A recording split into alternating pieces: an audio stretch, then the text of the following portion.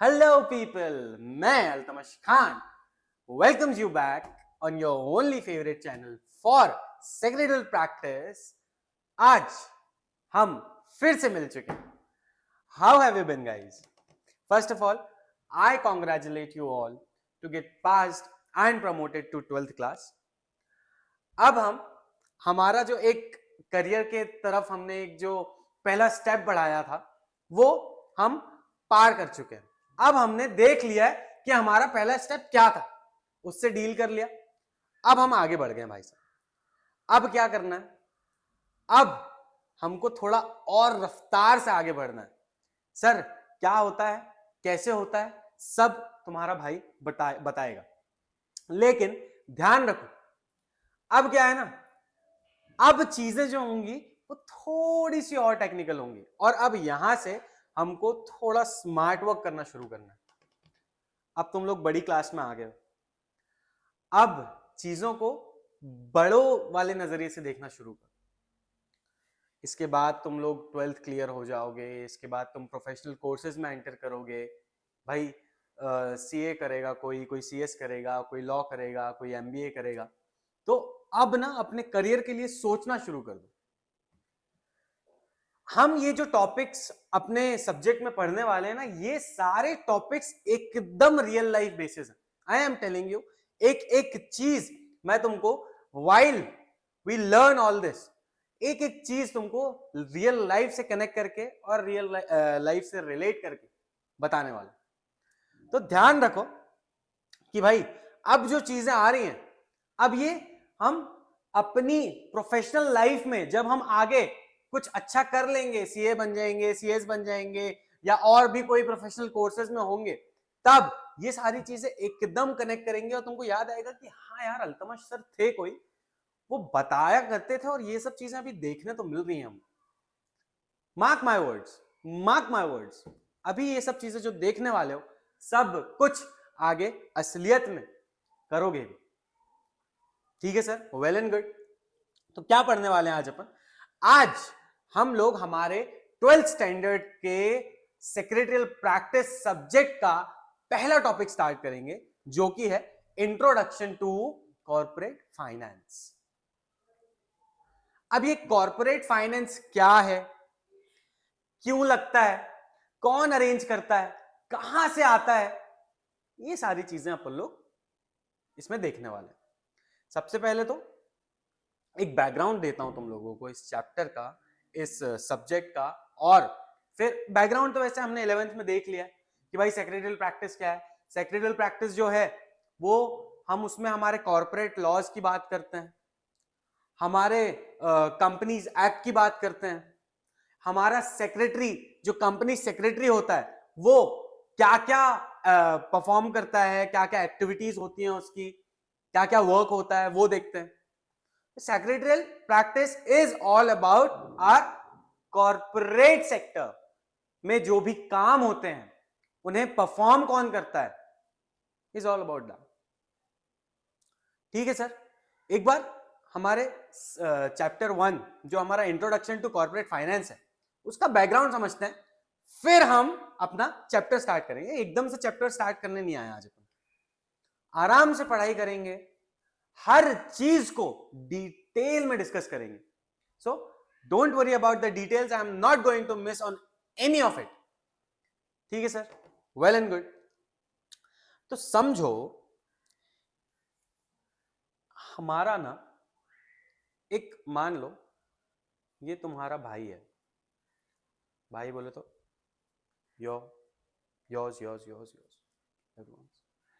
Sir ये आप हो, ये अल्तमश खान है. अब इस बंदे ने सोचा कि यार कोई बिजनेस स्टार्ट करते हैं. मेरी इच्छा क्या है कि मैं कोई बिजनेस स्टार्ट करूं. तो भाई अब जब मैं कोई बिजनेस स्टार्ट करूंगा, तो हमने पढ़ा था कि क्या सिर्फ सोच लेने से बिजनेस स्टार्ट हो जाता है? ऑफ कोर्स नॉट सर, ऐसे कैसे सोच लेने से बिजनेस स्टार्ट किया. चलो मान लो मैंने सोचा कि मैं एक क्लोथ मैन्युफैक्चरिंग बिजनेस स्टार्ट करूंगा. ठीक है, अब मैं कपड़े मैन्युफैक्चर कर रहा हूं।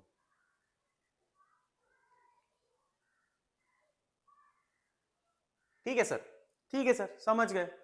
अब मैंने अपनी कंपनी का नाम रख दिया। क्या नाम रखा मैंने? Only cloth limited. ठीक है सर, ओनली क्लोथ लिमिटेड आ गई। अब मुझे ये बताओ, इस ओनली क्लोथ लिमिटेड को स्टार्ट करने के लिए सबसे इंपॉर्टेंट चीज क्या है?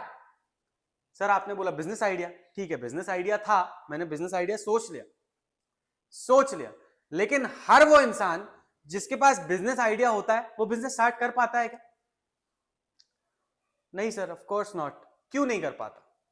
क्योंकि हमारे बिजनेस को स्टार्ट करने के लिए हमको कुछ बेसिक रिक्वायरमेंट्स होती हैं जो हर कोई फुलफिल नहीं कर पाता है कभी। तो उनका जो आइडिया होता है वो आइडिया ही रह जाता। तो क्या बेसिक नीड्स है सर? ऐसी कौन सी बेसिक नीड्स की बात कर रहे हो आप हमारे? तो देखो, जो हमारे बिजनेस की बेसिक नीड्स हैं टू स्टार्ट अ बिजनेस,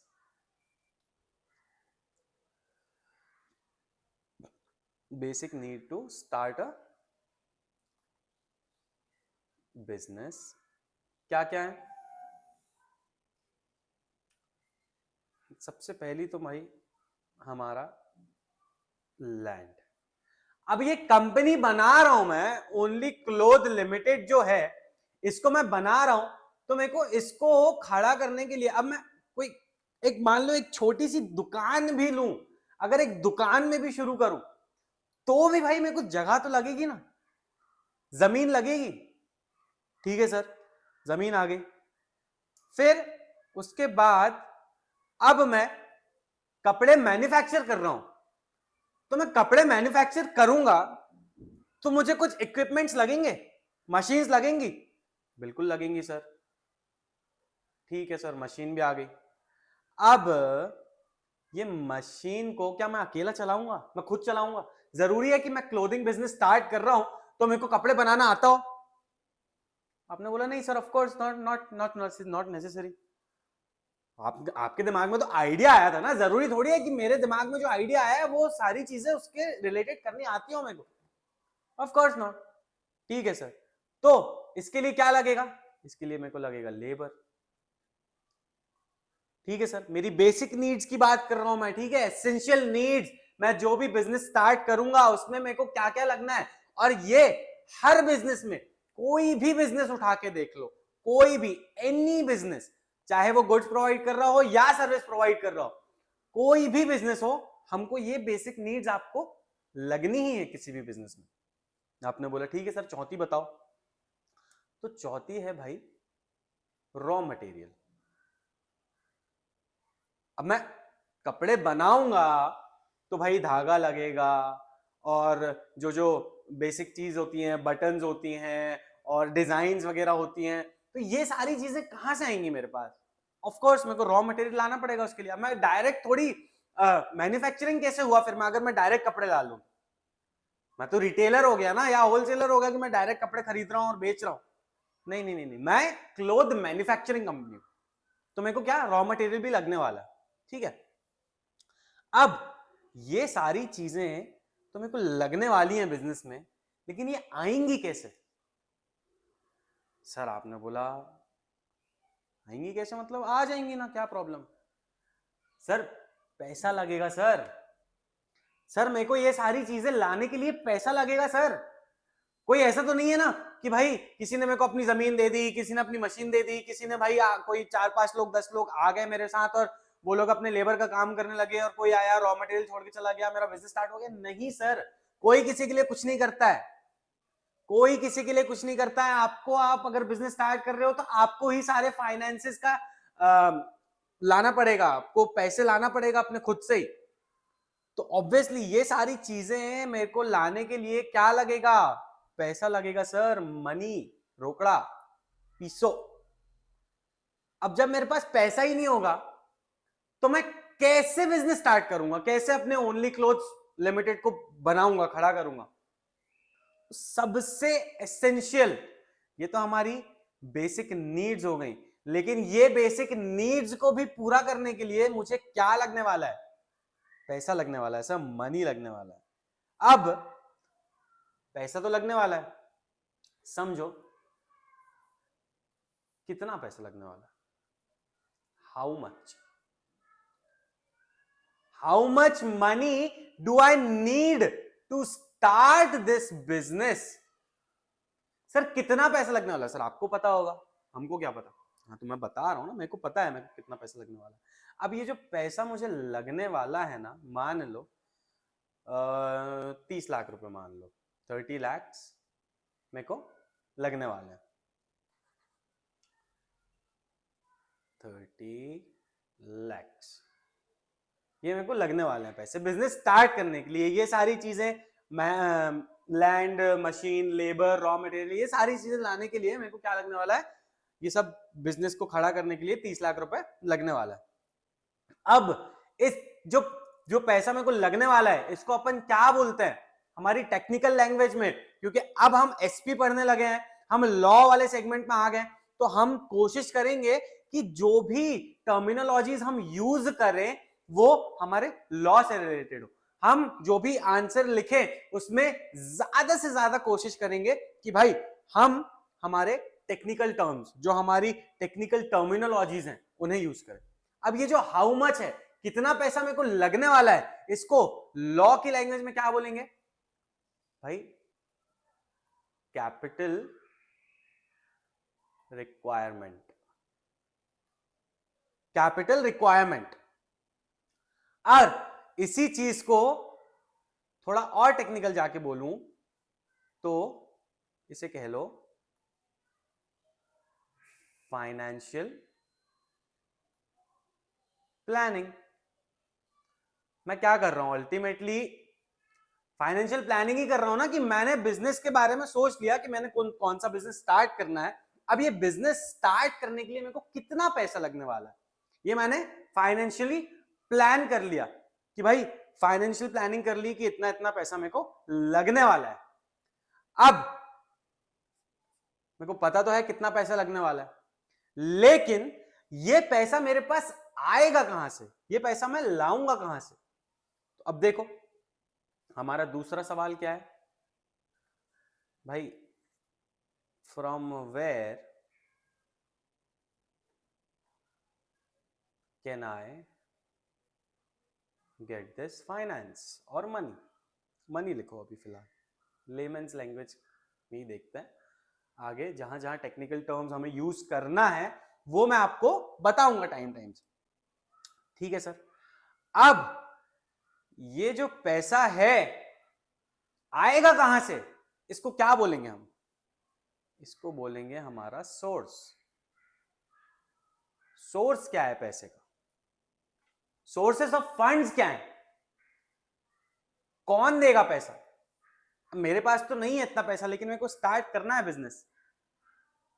तो देखो मान लो थोड़े पैसे मेरे पास सेविंग्स थी। क्या था? मेरे पास सेविंग्स थी। फिर अब मैंने थोड़े पैसे रिलेटिव से ले लेता हूं, ठीक है सर? थोड़े पैसे मेरे दोस्त दे देंगे, FROENDS, friends. My friends will give me some money.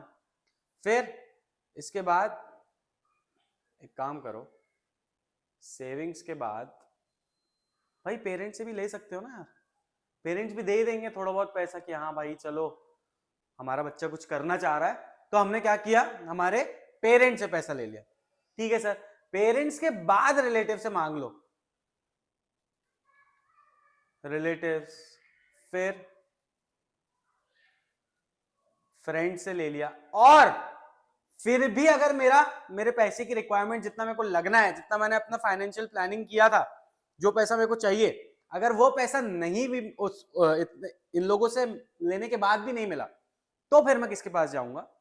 फिर मैं जाऊंगा हमारे बैंक के पास, ठीक है सर? बैंक के पास चले जाओ, अब समझो, सेविंग्स में तुम्हारी इंटरेस्ट तो लगना नहीं है, ठीक है सर, इंटरेस्ट नहीं लगेगा। ऑफ कोर्स मैं अपने खुद के पैसों में थोड़ी इंटरेस्ट दूंगा, माँ बाप भी तुमसे इंटरेस्ट नहीं लेंगे, नहीं लेंगे, मतलब माँ बाप क्यों इंटरेस्ट लेंगे। अब ये जो रिलेटिव्स हैं, फ्रेंड्स हैं, बैंक्स हैं, इनको भी तो कुछ रिटर्न चाहिए होगा ना। अब तुमने इनसे पैसा लिया है, जब तुम इनसे पैसा लोगे तो इनको रिटर्न में कुछ तो चाहिए रहेगा ना। ऐसे ही थोड़ी दे दिया कि हाँ भाई ये ले, मेरे से 15 लाख रुपए ले ले और थोड़े टाइम बाद तेरे पास जब आ जाएंगे तो मेरे को 15 लाख वापस करवा देना। ऑफ कोर्स नॉट, कोई नहीं करता ऐसा। तो ये जो लोग हैं, मान लो इन लोगों से तुमने जितना भी पैसा लिया उस पे तुमको 10% इंटरेस्ट देना, ठीक है सर। 10% क्या देना है? इंटरेस्ट देना है। अब ये जो 10% इंटरेस्ट दे रहे हो तुम, ये क्या है? ये तुम्हारी फाइनेंस कॉस्ट है। फाइनेंस कॉस्ट है। फाइनेंस कॉस्ट मतलब जो पैसा तुम उठा रहे हो उसके बदले में तुम्हें कितना पैसा देना है।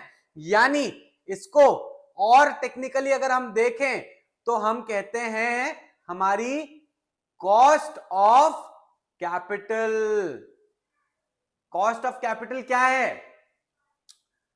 कॉस्ट ऑफ कैपिटल यानी जो भी पैसा मैंने आपसे लिया है, cost to raise the money, cost to get the money. भाई जो पैसा मुझे मिला है उसकी क्या कॉस्ट है, किस कॉस्ट में मुझे वो पैसा मिला है। यानी मान लो इन लोगों से मैंने मिलकर 10 लाख रुपए लिए थे, तो कल को मुझे 10 लाख रुपए का 10 लाख रुपए तो लौटाना ही है, उसका 10% भी लौटाना है। यानी कल को मुझे इन्हें 11 लाख रुपए लौटाने हैं। यानी मेरी कॉस्ट ऑफ कैपिटल क्या है? मेरी कॉस्ट ऑफ कैपिटल 1 लाख रुपए है। मेरी कॉस्ट ऑफ कैपिटल 10% है। ठीक है सर, कॉस्ट ऑफ कैपिटल समझ में आ गया। अब समझो मैंने क्या किया, ये पैसा तो ले लिया, मैंने पैसा ले लिया, मैंने जिससे जितना पैसा लिया है ना, मैंने क्या किया, how much money and from whom, किससे लिया और कितना लिया। इसको हम क्या कहते हैं? इसको हम कहते हैं हमारा कैपिटल स्ट्रक्चर। इसको हम कहते हैं हमारा कैपिटल स्ट्रक्चर। अब मान लो मुझे रिक्वायरमेंट कितने की थी? मुझे रिक्वायरमेंट थी 30 लाख की, जिसमें से मेरे पास 5 लाख की सेविंग्स थी। ठीक है सर, मेरे पापा ने मुझे 10 लाख दे दिए, ठीक है सर, और मैंने इन तीनों से 5-5 लाख ले लिए। अपने रिलेटिव से 5 लाख ले लिए, अपने फ्रेंड से 5 लाख ले लिए, और फिर बाद में बैंक से 5 लाख ले लिए। तो अब ये क्या हुआ? ये कैपिटल स्ट्रक्चर है मेरा कि मैंने किस किस से कितना कितना पैसा लिया है। This is what we call capital structure. अभी एकदम लेमेन्स लैंग्वेज में आराम से हल्लू हल्लू समझ रहे हैं कि ये वर्ड्स के मतलब क्या हैं। इनको डिटेल में हम आगे पढ़ने वाले हैं। एक एक वर्ड, सोर्स देखेंगे, फाइनेंशियल प्लानिंग देखेंगे, कॉस्ट ऑफ कैपिटल देखेंगे, कैपिटल स्ट्रक्चर देखेंगे, सब एक एक करके डिटेल में देखेंगे। अभी सिर्फ एक इंट्रोडक्शन दे रहा हूं चैप्टर का कि ये चीजें आपको आने वाली हैं। तो अभी से समझ के रखो कि भाई हम जो आगे चैप्टर में पढ़ने वाले हैं ना, ये उसका एक ब्रीफ मतलब है। ठीक है सर, वेल एंड गुड। अब देखो मैंने क्या किया, I gathered all this money, ठीक है, gathered funds। कितना फंड इकट्ठा किया मैंने? 30 लाख रुपए इकट्ठा किया। अब ये 30 लाख रुपए को मैंने, जो मेरी बेसिक रिक्वायरमेंट्स थी, क्या थी? लैंड था, मशीन थी, लेबर थे, भाई रॉ मटेरियल था,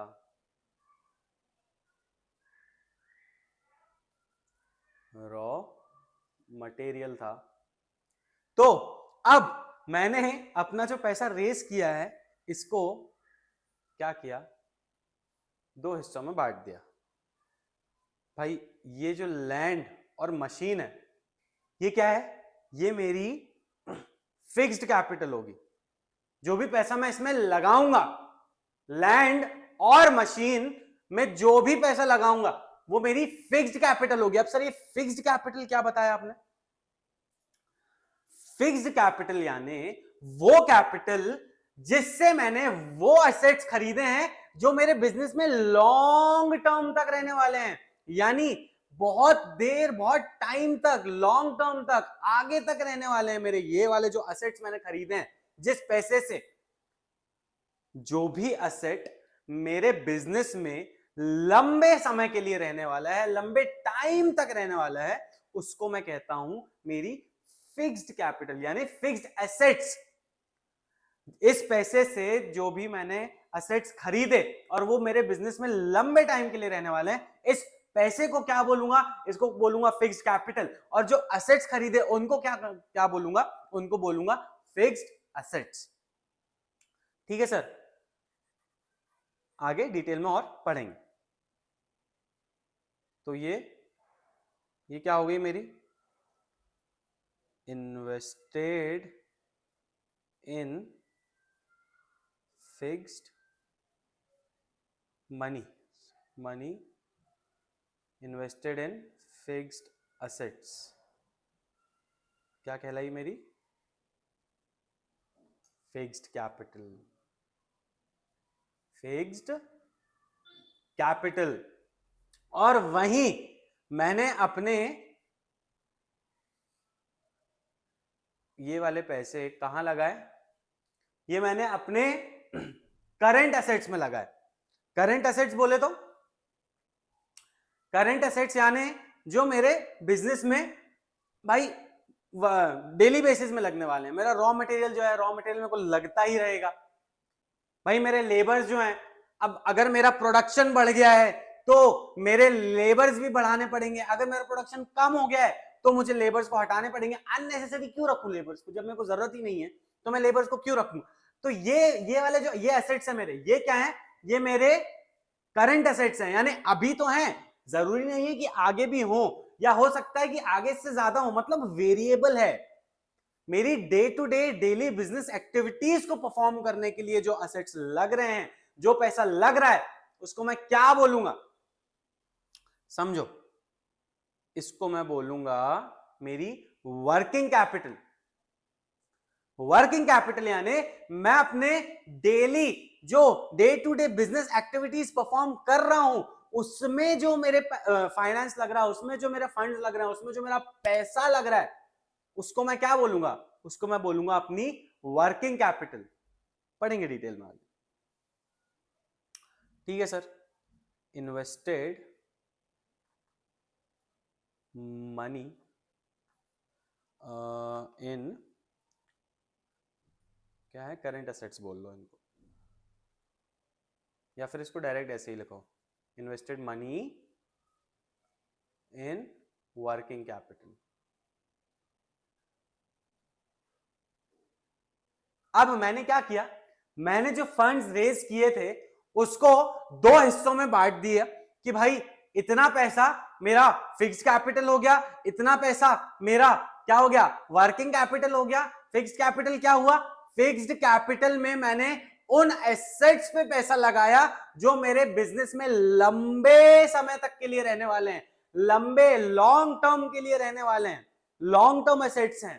ठीक है यार, मैं एक क्लोथ मैन्युफैक्चरिंग कंपनी हूं, मैंने एक बड़ी क्लोथिंग मशीन क्या करी अपनी इन्वेंटरीज में लाई है, अपने एस्टैब्लिश की अपने कंपनी में। तो मेरे को ये बताओ, मैं क्या ये मशीन को बार बार बदलूंगा क्या? ऑफ कोर्स नहीं बदलूंगा। मैं कैसे बदल सकता हूँ? इतना बड़ा इन्वेस्टमेंट है, इतनी बड़ी मशीन है, हाँ, खराब हो गई तो उसको रिपेयर करवा लूंगा, लेकिन उसको चेंज थोड़ी कर दूंगा। तो ये क्या है, ये मेरी फिक्स्ड एसेट है। अब मैंने कोई लैंड खरीदी है, मैंने कोई प्लांट खरीदा है, मैं अपने बिजनेस के लिए हर बार कोई लैंड बदलूंगा क्या? कोर्स नहीं बदलूंगा। कैसे बदल लूंगा यार, एक जगह पे मैंने ऑलरेडी अपनी कंपनी खड़ी कर रखी है। हाँ, मुझे अगर एक्सपांड करना है बिजनेस को, तो मैं उसी बिजनेस के लिए कहीं और एक और जगह खरीद लूंगा, लेकिन अब वहां से हटा के कहीं और बिजनेस चालू करूंगा क्या? हाँ, कुछ केसेस होते हैं जहां पे ऐसा करना पड़ सकता है, लेकिन इन जनरल बताओ मुझे, इन जनरल मैं करूंगा क्या ऐसा? कोर्स नहीं करूंगा। तो ये क्या है, ये मेरे फिक्स्ड एसेट्स हैं, यानी ये मेरे बिजनेस में लंबे टाइम के लिए, इनको बार बार चेंज नहीं करना है मेरे को। तो इस एसेट को खरीदने के लिए मैंने जो पैसा लगाया वो कहलाएगी मेरी फिक्स्ड कैपिटल। और जो मेरे day to day activity, business activity perform करने के लिए जो पैसा लग रहा है मुझे, वो मेरा कहलाता है भाई मेरा वर्किंग कैपिटल। अब ये बाइफिकेट कर लिया मैंने, इसी चीज को जो मैंने बाइफिकेशन किया है, इसी चीज को हम कहते हैं हमारा कैपिटल बजटिंग। कैपिटल बजटिंग, ठीक है सर। तो this was all, this was all, इतना ही था आपके फर्स्ट चैप्टर का इंट्रोडक्शन, एक बैकग्राउंड। इंट्रोडक्शन तो अभी आगे पढ़ेंगे। तो ये हमारा पहले चैप्टर के का बैकग्राउंड था कि हमें ये सारी चीजें देखनी है। क्या क्या देखना है भाई? कैपिटल बजटिंग देखना है हमको, कैपिटल स्ट्रक्चर देखना है, कॉस्ट ऑफ कैपिटल देखना है भाई, finance cost, cost of capital, source देखना है कहां कहां से पैसा ला सकता है एक बिजनेस भाई, फाइनेंशियल प्लानिंग देखनी है। ये सारी चीजें हमको एक एक करके देखनी। ठीक है सर, दिखाओ फिर, आ जाओ दिखा देते हैं। तो चलिए शुरू करते हैं। सबसे पहले अपना इंट्रोडक्शन देखते हैं। क्या है हमारा चैप्टर, क्या है भाई? Introduction to corporate finance. Finance क्या है? कॉर्पोरेट फाइनेंस क्या है? कॉर्पोरेट यानी कंपनी, फाइनेंस यानी पैसा, यानी कंपनी का पैसा। ठीक है सर। अब ये फाइनेंस जो वर्ड इतना आ रहा है, सर बताओ तो क्या है ये, क्या इस्तेमाल है इसका, क्या जरूरत है इसकी? भाई देखो, फाइनेंस जो है ना, finance is basically related, finance is related to money and money management. Finance is related to money and money management, कि आप कैसे अपना पैसा लाते हो और कैसे इस पैसे को मैनेज करते हो। आप इस पैसे को लेकर तो आए हो अपने बिजनेस में, लेकिन आप इस पैसे का इस्तेमाल कैसे कर रहे हो, इसका मैनेजमेंट कैसे कर रहे हो। तो finance is all about that. अब समझो, it is related to inflow और आउटफ्लो ऑफ मनी। इनफ्लो और आउटफ्लो ऑफ मनी, यानी आपकी कंपनी में कैसे पैसा आ रहा है। देखो हमने देखा था how you get the money, how you get the money, and outflow is how you use that money. जो पैसा आया है उसे आप यूज कैसे कर रहे हो। ठीक है, आगे बढ़ते हैं। देखो समझो भाई, फाइनेंस क्या है? Finance should be generated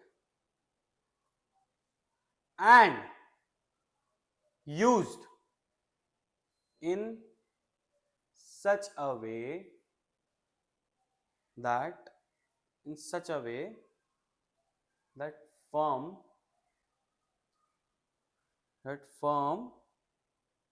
works efficiently to get successful. आपने बोला क्या बात कर रहे हो सर? हाँ और क्या, आपने पैसा क्या करना है, आपको देखना है कि भाई आपने पैसा जनरेट कहां से किया है, यानी आपने पैसा अरेंज कहां से किया है और आपने इस पैसे का यूज कैसे किया है. आपने पैसा अरेंज और यूज इस तरीके से करना है कि भाई आपकी जो फर्म है, आपकी जो कंपनी है वो सक्सेसफुल हो, मतलब इट शुड वर्क एफिशिएंटली, ऐसे एफिशिएंटली इस्तेमाल होना चाहिए उसका कि भाई वो सक्सेसफुल हो. आपने पैसे को इस तरह से अरेंज और इस तरह से इस्तेमाल करना है कि आपकी कंपनी, आपका बिजनेस क्या होना चाहिए, सक्सेसफुल होना चाहिए, उसका ग्राफ बढ़ना चाहिए, उसका ग्राफ गिरना नहीं चाहिए. ठीक है सर, समझ गए. अब आगे बढ़ते हैं और देखते हैं कि भाई हमारे कॉर्पोरेट फाइनेंस की मीनिंग क्या है. कॉर्पोरेट फाइनेंस क्या देखना है हमें, मीनिंग देखना है हमारे कॉर्पोरेट फाइनेंस की. क्या देखना है, मीनिंग देखना है. तो देखो समझो, corporate finance deals with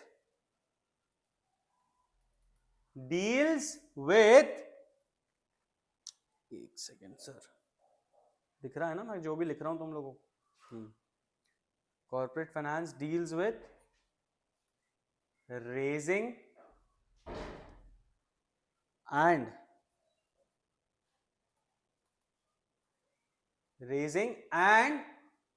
using of finance of the company, finance of the company. यानी आपको जो पैसा आपने रेज किया है उसका इस्तेमाल कैसे किया है. Corporate finance is all about that कि आपने अपनी कंपनी के लिए पैसा कहां से रेज किया, रेजिंग यानी कहां से उठाया, एक्वायर किया. अभी एक्वायर वर्ड भी आएगा आपको कि आपने जो पैसा है अपने कॉर्पोरेशन के लिए कहां से एक्वायर किया है, किससे लिया है और उसे कैसे यूज किया है. ठीक है sir. It also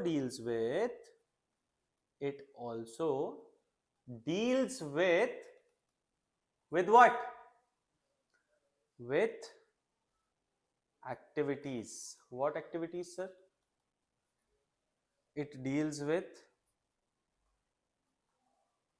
corporation activities.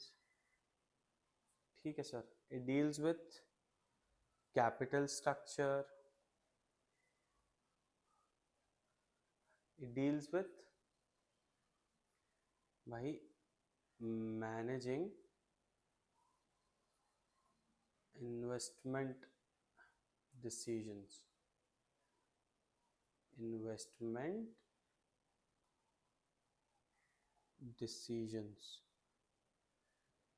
अब ये तीन बड़े बड़े वर्ड्स जो सर आपने हमको बताए हो, जो हमारे मुंह पे फेंक के मारे हो, इनका मतलब समझा दो चुपचाप, नहीं तो अब भी हम आ जाएंगे वहां. बता रहा हूं भाई, डोंट गेट अपसेट. भाई हमारा जो कॉर्पोरेट फाइनेंस है, पहले हमने देखा that deals with raising and using of the finance of the company. उसके बाद it deals with activities. What activities? Corporation, यानी कंपनी को कॉर्पोरेट करना. भाई बन रही है कंपनी, उसमें पैसा लगता है, तो इट डील्स विथ दैट. बनते टाइम तो पैसा लगेगा ही ना कंपनी को, तो इट डील्स विथ दैट. फिर उसके बाद हमारा कैपिटल स्ट्रक्चर. क्या था कैपिटल स्ट्रक्चर? हमने देखा था कैपिटल स्ट्रक्चर, किससे कितना पैसा लिया. हमारा कैपिटल स्ट्रक्चर, रिलेटिव से इतना लिया, मम्मी पापा से इतना लिया, दोस्त से इतना, बैंक से इतना, मेरी सेविंग्स इतनी थी. ये क्या है? ये हमारा कैपिटल स्ट्रक्चर है. अब कैपिटल स्ट्रक्चर के अलावा मैंने अब जो पैसा है उसको कहां इन्वेस्ट करना है. याद है हमने देखा था कि हमने जो पैसा रेज किया है उसे कहां इन्वेस्ट करना है. क्या बोलते हैं इसको? कितना पैसा कहां लगा दिया, कैपिटल बजटिंग। तो ये तीनों एक्टिविटीज से हमारा जो कॉर्पोरेट फाइनेंस है, it deals with all such activities. Yes sir, समझ गए। अब कुछ कुछ कुछ जरूरी लोग जो हमारे इसके थे, इन्होंने कुछ कुछ डेफिनेशंस दी। अब वो डेफिनेशंस देखते हैं कि ये जो महान लोग थे क्यों डेफिनेशन देके चले गए। हमको पढ़ना पड़ता है तो पढ़ो भाई, जरूरी है। क्या डेफिनेशंस दी, देखो सर, दिखाओ सर, बताओ बेशर्मो, इधर आओ। ये देखो, जो हमारे हेनरी समथिंग, कोई तो थे हेनरी करके, हेनरी होगलैंड, जो हमारे हेनरी होगलैंड थे, उन्होंने क्या डेफिनेशन दी भाई। उन्होंने कहा कि कॉर्पोरेट फाइनेंस जो है, corporate finance deals primarily with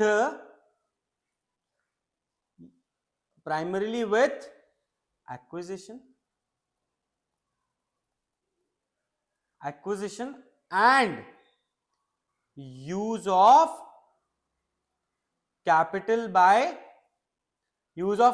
by business। भाई हमारे जो हेनरी हॉगलैंड थे, इन्होंने बताया कि corporate finance deals primarily with acquisition and use of capital. अब भी बताया तुम लोगों को, एक्विजिशन इज, भाई पैसा रेज कहां से किया है, एक्विजिशन इज रेजिंग, कहां से रेज किया है पैसा, कहां से पैसा उठाया है मैंने। ठीक है सर। तो हमारे हेनरी सर ने क्या बताया कि corporate finance deals with acquisition and use of that capital which has been acquired by the company, by the business. उसके बाद हमारा कॉर्पोरेट फाइनेंस, भाई ये वर्ड बार बार आ रहा है, कॉर्पोरेट फाइनेंस, अच्छे से समझ लो, मैं बता रहा हूं। It also deals with some activities. What activities? By financial planning.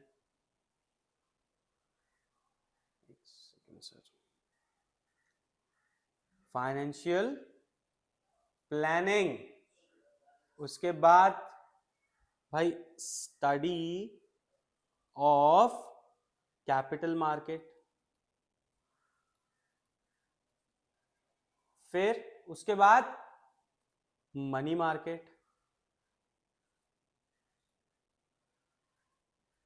फिर उसके बाद भाई शेयर मार्केट।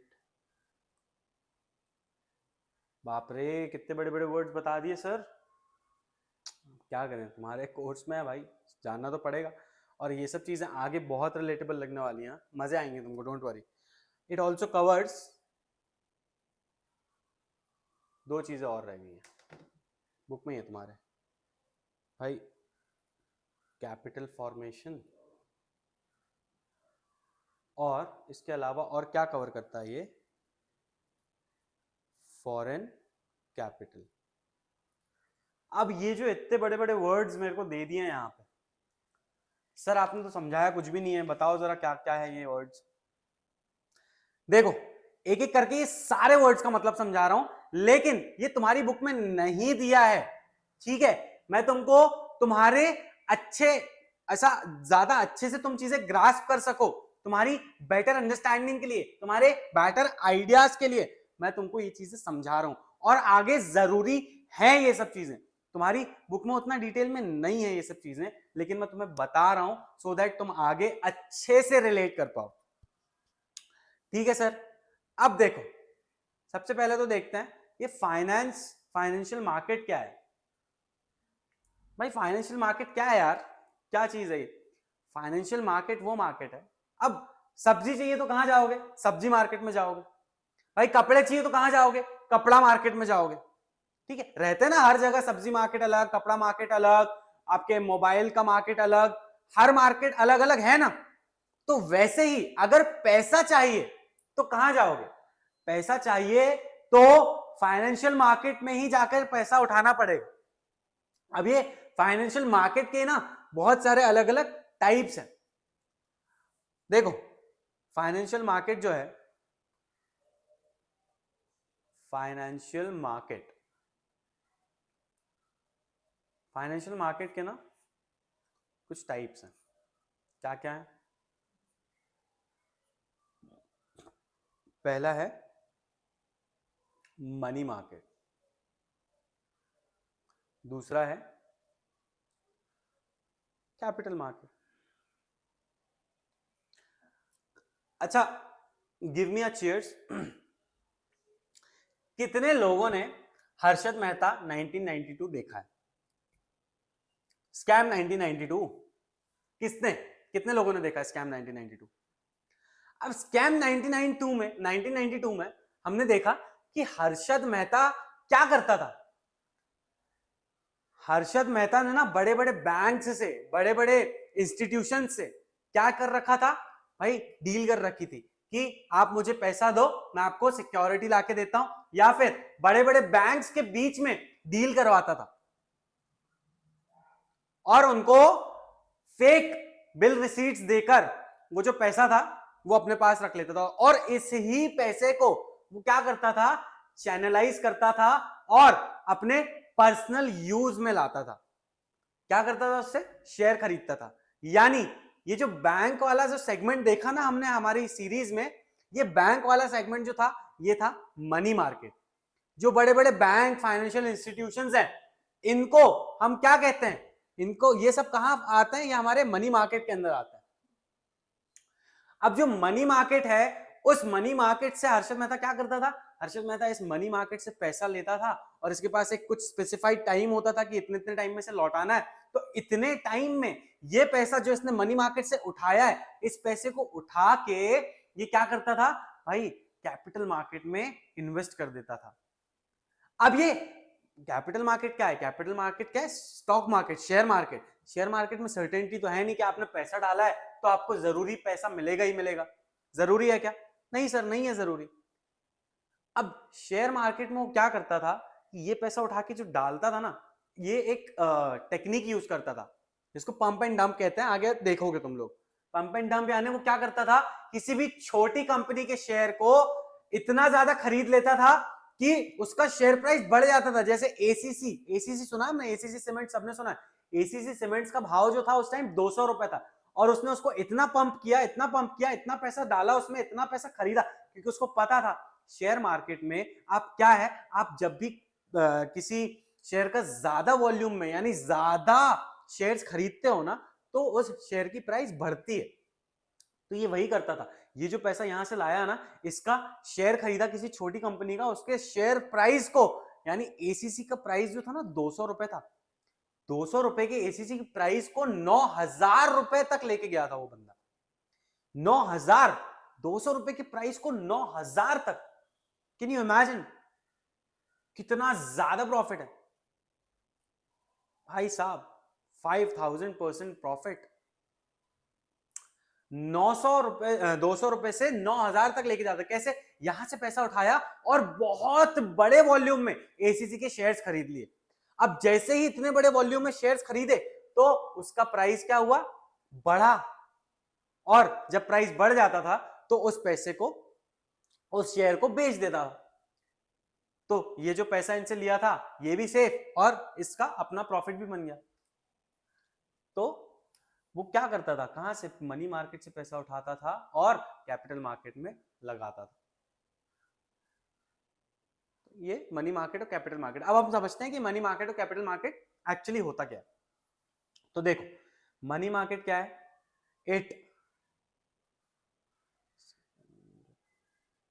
फैन चेंज करूं क्या?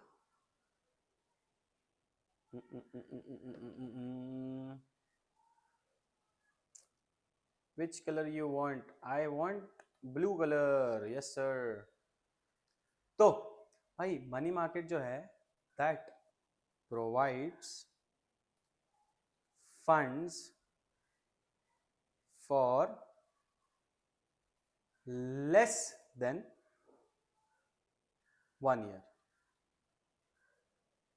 मनी मार्केट में जो पैसा आप उठाते हो मनी मार्केट से, कोई भी बिजनेस अगर आप शुरू कर रहे हैं और आपने पैसा कहां से रेज किया है? आपने पैसा रेज किया है मनी मार्केट से। तो इस मनी मार्केट में ये ध्यान रखो कि इसमें पैसा आपको थोड़े टाइम के लिए मिलता है, यानी 1 साल से कम के लिए अगर आपने पैसा उठाना है तो आप कहां जाओगे? आप मनी मार्केट जाओगे। ठीक है सर, इसका ये क्या है ना, ये इट्स वेरी लेस रिस्की, इसमें रिस्क कम होता है। अब रिस्क कम कैसे होता है सर? आपने ना मनी मार्केट से पैसा उठाया ना, तो आप इसे बहुत बड़े चंक में नहीं उठाते हो, और ये पैसा क्या है, कहीं भाग नहीं रहा। आपने इसका इस्तेमाल अपने बिजनेस में करना है। तो इसमें रिस्क फैक्टर जो है ना, इसमें रिस्क फैक्टर बहुत कम रहेगा। आपको आपका पैसा भी मिल जाएगा, आपको बहुत ज्यादा इंटरेस्ट भी नहीं देना है, और क्या है, बड़े बड़े इंस्टीट्यूशंस हैं, ये इंस्टीट्यूशंस कहीं भाग तो नहीं रहे। ठीक है सर। अब देखो ये जो मनी मार्केट है ना, ये क्या है? It is regulated by RBI. हमारा रिजर्व बैंक ऑफ इंडिया इसको, इन सारे मनी मार्केट्स को रेगुलेट करता है, क्योंकि हमने देखा मनी मार्केट में जनरली जो है वो सारे बैंक इंस्टीट्यूशंस होते हैं। ठीक है सर। अब कैपिटल मार्केट क्या है? Capital market provides funds for more than 1 year. ठीक है सर, हमने देखा कि कैपिटल मार्केट जो है that provide funds for more than 1 year. 1 साल से ज्यादा के लिए अगर आपको फंड्स चाहिए तो आप कहां से उठाओगे? भाई कैपिटल मार्केट से उठाओगे। ठीक है सर। मोर फंड्स मोर रिस्क। भाई ज्यादा टाइम के लिए फंड्स चाहिए आपको, थोड़ा रिस्क फैक्टर आता है। ठीक है sir. It is regulated by कौन रेगुलेट करता है इसको? भाई आपका सेबी रेगुलेट करता है इसको। सेबी देखा था हमने हमारे 11th में, securities and exchange board of India देखा था। अच्छा पता है क्या ये सेबी कब आया था? सेबी भी हमारे हर्षद मेहता के कांड के बाद ही आया था। मार्केट में इतना फ्रॉड होने लगा था, इतने ज्यादा मिसकंडक्ट होने लगे थे, जो अपने छोटे शेयर होल्डर्स होते थे उनका इंटरेस्ट प्रोटेक्ट नहीं हो रहा था, यानी उन लोगों का पैसा डूब रहा था, बहुत सारे लोग सुसाइड कर रहे थे इस वजह से। तो इन छोटे इन्वेस्टर्स का, जो इन्वेस्टर्स हैं जो इन्वेस्ट कर रहे हैं मार्केट में, उन लोगों का इंटरेस्ट प्रोटेक्ट करने के लिए हमने हमारे सेबी को इंट्रोड्यूस किया था। इसीलिए मैं हमेशा बोलता हूं आपको that SEBI is a police of stock market. क्या करती है वो? जो स्टॉक मार्केट के चोर हैं उनको पकड़ के अंदर डाल देती है। This is what SEBI is. ठीक है, तो हमारा जो कैपिटल मार्केट है वो कौन रेगुलेट करता है? हमारी सेबी करती है। ठीक है सर। अब शेयर मार्केट क्या है? शेयर मार्केट तो वैसे बताने की जरूरत नहीं है, तुम लोगों को, समझदार हो तुम लोग। शेयर मार्केट क्या होता है ये तो पता ही है तुम लोगों को, पता है ना? ऑफ कोर्स पता है सर, बच्चे हैं क्या? हाँ बच्चे तो नहीं रहे हो भाई, अब तुम लोग बड़े हो गए हो। तो शेयर मार्केट क्या है समझो। शेयर मार्केट एक ऐसा कुआं है जो पूरे देश की प्यास बुझा सकता है मेरे दोस्त। Harshad Mehta, not mind, Harshad Mehta side it. Share market एक ऐसा कुआं है जो पूरे देश की प्यास बुझा सकता है। अब शेयर मार्केट में हम देखते हैं कि शेयर मार्केट के अंदर 2 चीजें होती हैं। हम कैपिटल फॉर्मेशन जो है, हम पैसा कहां से उठा रहे हैं, तो एक शेयर मार्केट से भी उठा सकते हैं। ठीक है, शेयर मार्केट बेसिकली क्या है? आप जब भी अपनी कंपनी के शेयर्स कहां पब्लिक में इशू करना चाहते हैं, यानी आप चाहते हैं कि आपकी कंपनी में लोग आए और पैसा इन्वेस्ट करें, उसके बदले में आप उनको क्या दे रहे हैं, थोड़ी थोड़ी ओनरशिप दे रहे हैं। तो आप कहां जाते हैं, आप शेयर मार्केट में जाते हैं और आप अपनी कंपनी को लिस्ट करवाते हैं। ठीक है, लिस्टेड कंपनी देखा था, तो लिस्टेड कंपनी कहां पे, कहां होती है लिस्टेड, हमारे स्टॉक मार्केट में, शेयर मार्केट में। भाई हमारी जो दो डिपॉजिटरीज के बारे में पढ़ा था हमने, एनएसडीएल एंड सीडीसीएल, ठीक है। तो जो हमारी दो डिपॉजिटरीज हैं, ये क्या करती हैं, ये सारा देख रेख करती हैं भाई हमारा स्टॉक मार्केट सही से सारी एक्टिविटीज फंक्शन हो रही है या नहीं। और हमारे जो मेन रिकॉग्नाइज्ड स्टॉक एक्सचेंजेस हैं वो कौन से हैं, हमारे दो मेन रिकॉग्नाइज्ड स्टॉक एक्सचेंज हैं, BSE and NSE, Bombay stock exchange and national stock exchange. ठीक है सर। तो अब देखो इसके अंदर हमारा कैपिटल फॉर्मेशन, एक नया वर्ड देखा था हमने। कैपिटल फॉर्मेशन क्या है, कैपिटल फॉर्मेशन यानी आप किस फॉर्म में अपना कैपिटल मार्केट से उठा रहे हैं। भाई शेयर्स के फॉर्म में उठा रहे हैं, या डिबेंचर्स के फॉर्म में उठा रहे हैं, या फिर बॉन्ड्स के फॉर्म में उठा रहे हैं, या कोई और फॉर्म में उठा रहे हैं। तो ये कैपिटल फॉर्मेशन किसको कहते हैं हम लोग, हमारा कैपिटल फॉर्मेशन यानी हम किस फॉर्म में हमारा पैसा कैपिटल उठा रहे हैं, जनरेट कर रहे हैं, एक्वायर कर रहे हैं। ठीक है सर। इसके बाद एक वर्ड और बताया था सर आपने, जो था foreign capital, foreign capital. Sir हमने 11th में देखा था कि जो फॉरेनर्स हैं, जो इंटरनेशनल पर्संस हैं, उनको हमने अलाउ कर रखा है कि भाई आप एक एक्सटेंट तक हमारे मार्केट में आकर इन्वेस्ट कर सकते हैं।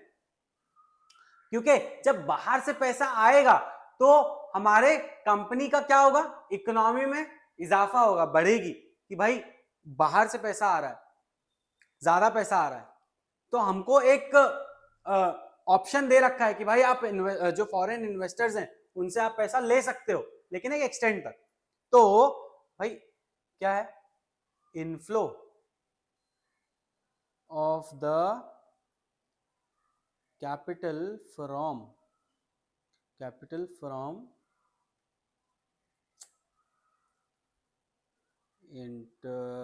इंटरनेशनल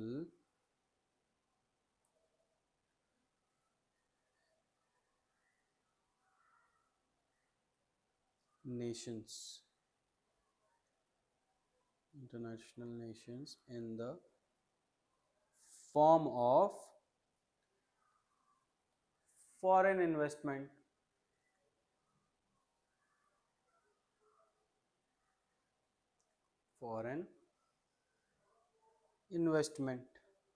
ठीक है सर। कैसे, भाई ये एक कंपनी है, इस कंपनी ने क्या किया, किसी फॉरेन कंपनी को बोला, या इस कंपनी में किसी फॉरेन कंपनी ने क्या किया, पैसा इन्वेस्ट किया। कैसे किया,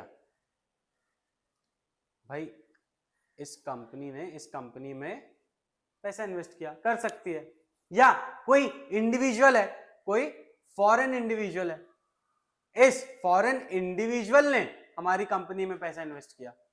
ये बंदा कहाँ का है, ये बंदा मान लो अमेरिका का है, इस बंदे ने हमारी कंपनी में पैसा इन्वेस्ट किया, तो इसको हम क्या बोलेंगे, इसको हम हमारी फॉरेन कैपिटल बोलते हैं। ठीक है सर। अब एक बार नोट्स में आओ और देखो हम कहां तक पहुंचे।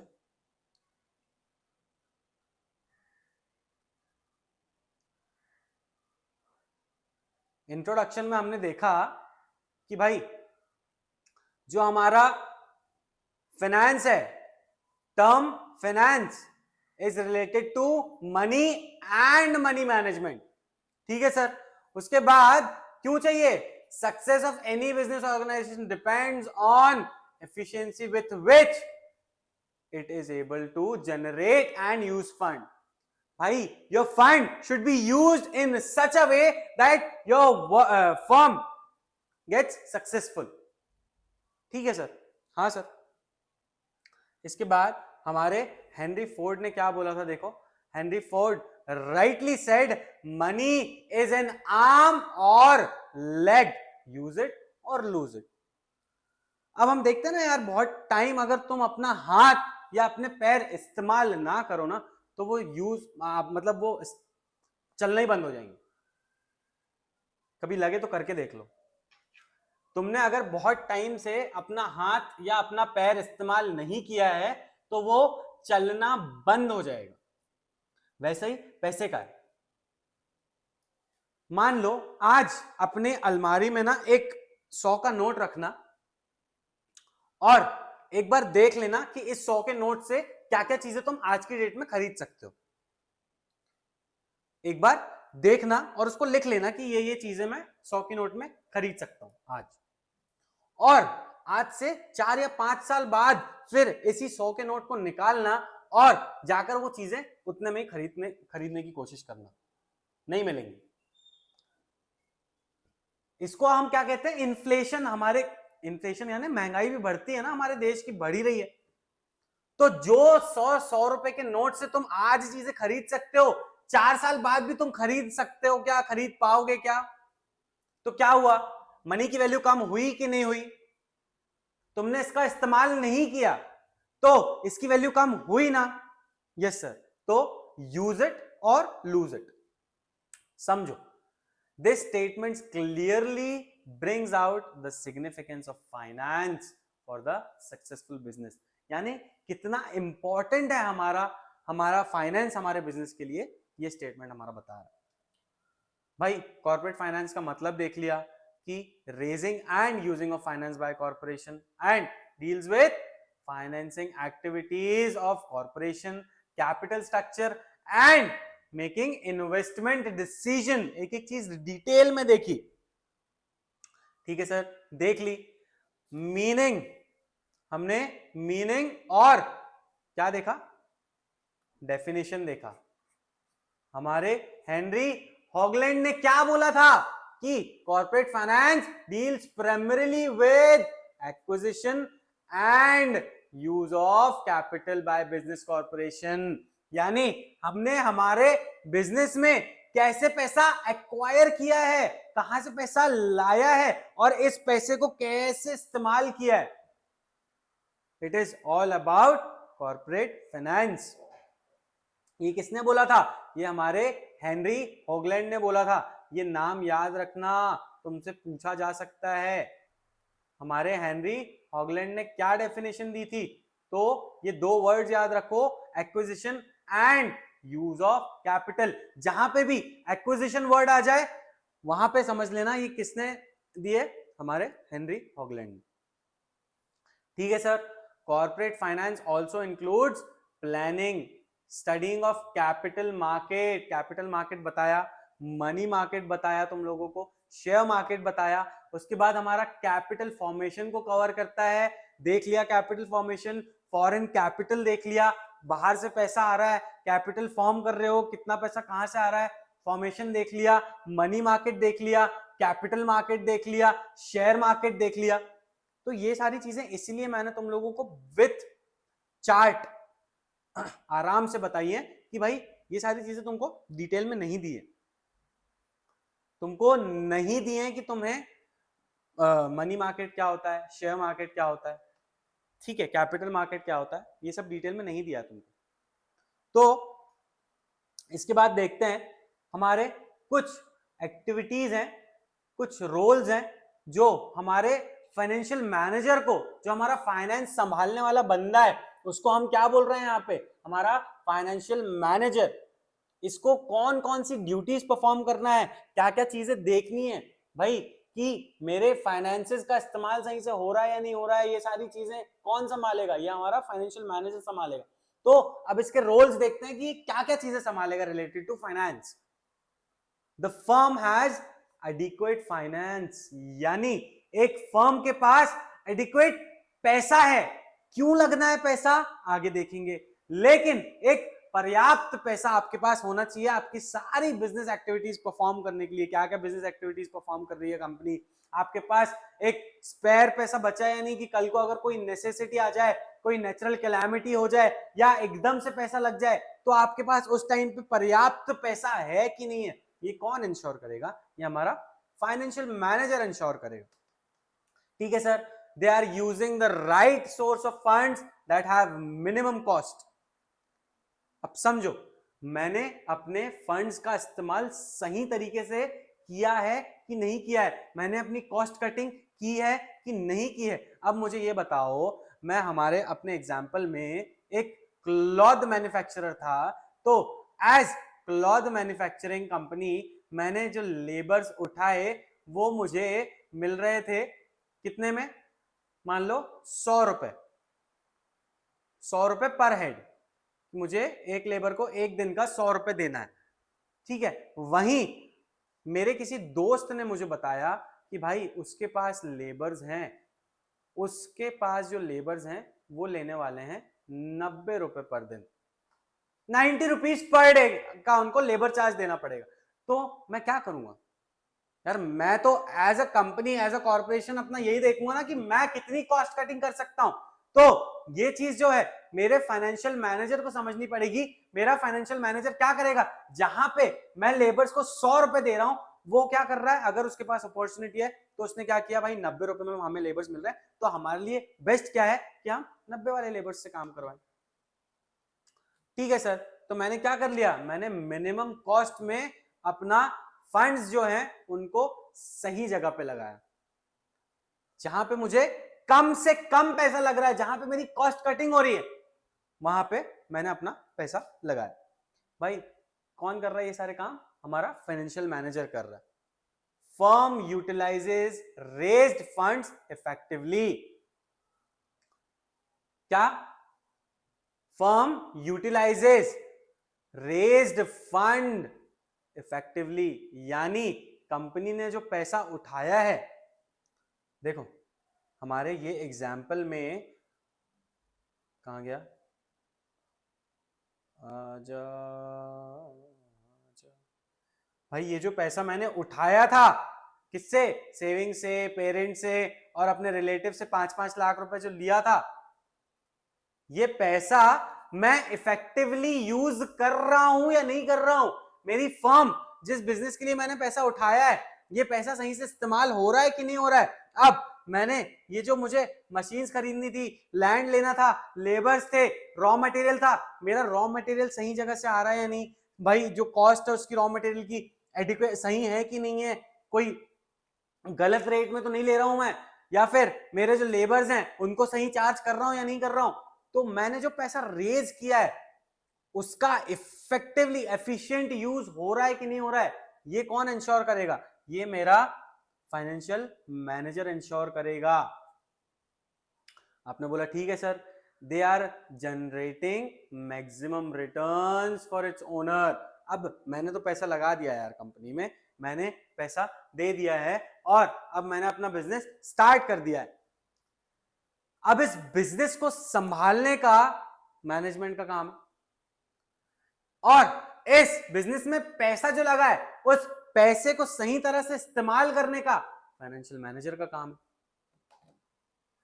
तो उसको इस तरीके से पैसे का इस्तेमाल करना होगा कि मैं एज ओनर ज्यादा से ज्यादा प्रॉफिट कमाऊं, ज्यादा से ज्यादा रिटर्न्स मिले मुझे। तो ये सारी चीजें कौन इंश्योर करेगा? मेरा फाइनेंशियल मैनेजर इंश्योर करेगा। ठीक है सर, आपका फाइनेंशियल मैनेजर कर लेगा, करेगा ही, करना ही पड़ेगा उसको भाई। ठीक है सर, इसके बाद हम देखते हैं हमारे फाइनेंशियल डिसीजंस क्या होता है। अब ये सारी चीजें करने के लिए हमारा जो मैनेजर है या फिर हमारी जो कॉर्पोरेशन है उसको दो डिसीजंस लेने होते हैं कि कैसे पैसा इन्वेस्ट होगा और कहां पैसा इन्वेस्ट होगा। ठीक है सर, तो इसको अपन ऐसे देखते हैं। इसके लिए ना तुम लोगों को मैं ये लिखवा के देता हूँ, ठीक है? बढ़िया से अपनी लैंग्वेज में अपना चार्ट बनाता है। सबसे पहले देखो, क्या है? Financial decision. कंपनी को क्या करना है? डिसीजन लेना है। किससे रिलेटेड? फाइनेंस से रिलेटेड। उसके अलावा क्या है? Second, investment decisions. अब ये फाइनेंस तो हो गया, इस फाइनेंस को मैं इन्वेस्ट कहां कर रहा हूं, ये उन डिसीजंस की बात कर रहा हूं। तो देखो, पहले तो तुम लिखते जाओ, साथ साथ समझते जाओ। Firm has access firm has access to capital market firm has access to capital market to fulfill its financial needs। यानी भाई, एक कंपनी अपने फाइनेंसेस कहां से उठा सकती है, कहां से रेज कर सकती है? उसके पास always it has option to raise funds, raise money from financial और कैपिटल मार्केट। शेयर मार्केट में गया, शेयर मार्केट में जाके मैंने अपने शेयर्स क्या किए? शेयर्स को लिस्ट करवा लिया और अपने शेयर्स पब्लिक में इशू कर लिए। अपनी कंपनी को लिस्ट करवाया अपने रिकॉग्नाइज्ड स्टॉक एक्सचेंज में, और क्या किया? मैंने अपने शेयर्स पब्लिक में इशू कर दिए। ठीक है सर, हमने देखा कि फर्म जो है has multiple choice of sources of finance. क्या क्या चॉइस है ना हमारे फर्म के पास यहां पर? भाई आपका एक सेकेंड,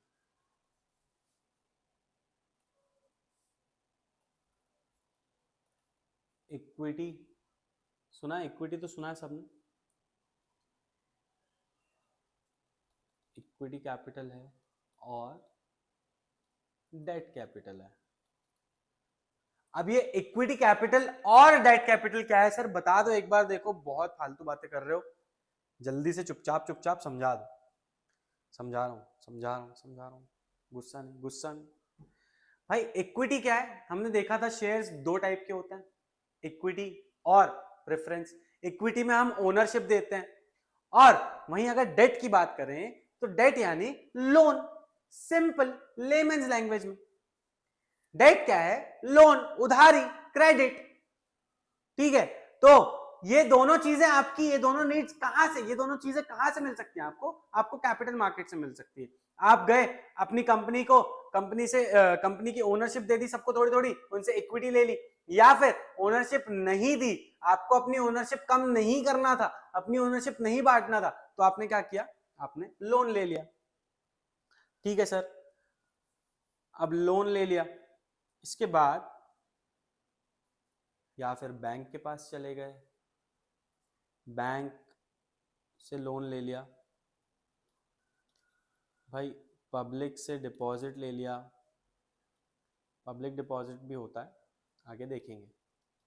पब्लिक डिपॉजिट उठा लिया, ठीक है, या फिर डिबेंचर्स के फॉर्म में ले लिया।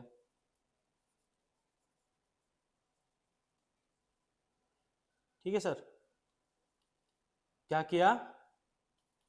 To raise funds. इन इन तरीकों से हमने हमारा क्या किया? फंड्स रेज कर लिया, फंड्स रेज कर लिया। फिर उसके बाद हमारा जो फाइनेंशियल मैनेजर है, फाइनेंशियल या फाइनेंस मैनेजर बोल लो, finance manager ensures that the firm is well capitalized।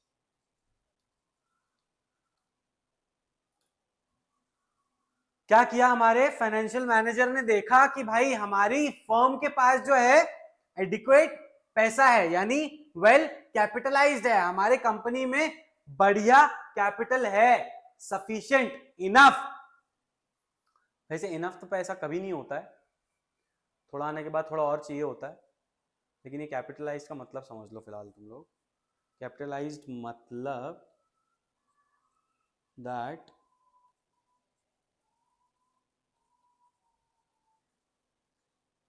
they have right amount of capital and has right combination of equity and debt। अब समझो आपके पास सही अमाउंट है, कैपिटल है, और उस अमाउंट को आपने सही कॉम्बिनेशन में रखा है, यानी ना आपकी कंपनी में बहुत ज्यादा इक्विटी है, ना आपने बहुत सारा डेट से पैसा रेज किया है, यानी बहुत उधार में पैसा रेज किया है। अब मान लो एज एन इन्वेस्टर, अगर आपको किसी कंपनी में इन्वेस्ट करना है, तो क्या आप ऐसी किसी कंपनी में इन्वेस्ट करोगे जिसके ऊपर बहुत ज्यादा उधारी है? ऑफ कोर्स नहीं सर, कैसे बात कर रहे हो, कल को अगर उधारी वापस नहीं की कंपनी में तो हमारा तो पैसा डूब जाएगा ना। ऑफ कोर्स जिस शेयर के एक्सटेंट तक आपने पैसा डाला है वो शेयर आपके चले जाएंगे। या फिर आपने देखा कि यार इस कंपनी की ओनरशिप जो है वो बहुत ज्यादा स्प्रेडेड है, मतलब पूरा पैसा आपने इक्विटी से उठाया। सी इसमें क्या होता है ना, इक्विटी और डेट में एक डिफरेंस समझ लो कि जब भी आप इक्विटी से पैसा रेज करते हो तो आपको आपकी ओनरशिप देनी पड़ती है, ठीक है, आपकी ओनरशिप जाती है, और इसमें रिस्क जो होता है वो कम होता है, ठीक है, रिस्क लेस। वहीं पे आप जब डेट से पैसा रेज करते हो तो आपकी ओनरशिप तो नहीं जाती है, ओनरशिप आपके साथ ही रहती है, लेकिन इसमें हाई रिस्क होता है। सर कैसे? देखो आपने कंपनी के पर्सपेक्टिव से देखो, आपने क्या किया है, आपने इक्विटी से पैसा रेज किया है, यानी आपने क्या किया, आपने अपनी ओनरशिप दी है, यानी आप जिससे पैसा रेज कर रहे हो उसको उतने उतने हिस्से की ओनरशिप दे रहे हो। कल को अगर कंपनी नहीं चलती है, कल को अगर कंपनी को लॉस होता है, तो आपके ऊपर कोई लाइबिलिटी नहीं आएगी, आपको पैसा, आपके पास प्रॉफिट आया है तो आपको इन्वेस्टर्स को देना है, और अगर पैसा नहीं आया है तो नहीं देना है, क्योंकि भाई इक्विटी शेयर होल्डर्स हो, आप ओनर्स हो। अब प्रॉफिट आएगा तो आपको मिलेगा ना हिस्सा सर, प्रॉफिट ही नहीं आया तो फिर किस चीज का हिस्सा? लेकिन वहीं पे मान लीजिए आपने डेट से पैसा रेज किया है, यानी आपने लोन के थ्रू पैसा रेज किया है, आपने क्या किया है, आपने किसी बैंक से, किसी फाइनेंशियल इंस्टीट्यूशन से इंटरेस्ट में पैसा उठाया है, तो अब क्या है, अब आपका प्रॉफिट हो चाहे ना हो, कंपनी काम करे चाहे ना करे, आपने क्या करना है, आपने इंटरेस्ट तो देना ही है हर साल, आपको इंटरेस्ट तो देना ही पड़ेगा सर, आपका प्रॉफिट नहीं हो रहा है, हमको क्या करना है, हमको हमारे इंटरेस्ट से मतलब है। तो यहां पे क्या होता है ना, यहां पे रिस्क जो है, ये रिस्क बहुत ज्यादा रहता है, कल को कंपनी नहीं चली, कल को कंपनी ने प्रॉफिट्स नहीं कमाए, तो इंटरेस्ट तो तब भी देना है ना। तो ये होता है कि आपका जो कॉम्बिनेशन होना चाहिए, आपका जो कैपिटल है, आपका जो पैसा आपने रेज किया है, आपका जो कैपिटल स्ट्रक्चर है, वो ऐसा इक्वलाइज होना चाहिए कि यार आपने सही सही क्वांटिटी में, सही सही जगह से, सही कॉम्बिनेशन में आपने पैसा उठाया है।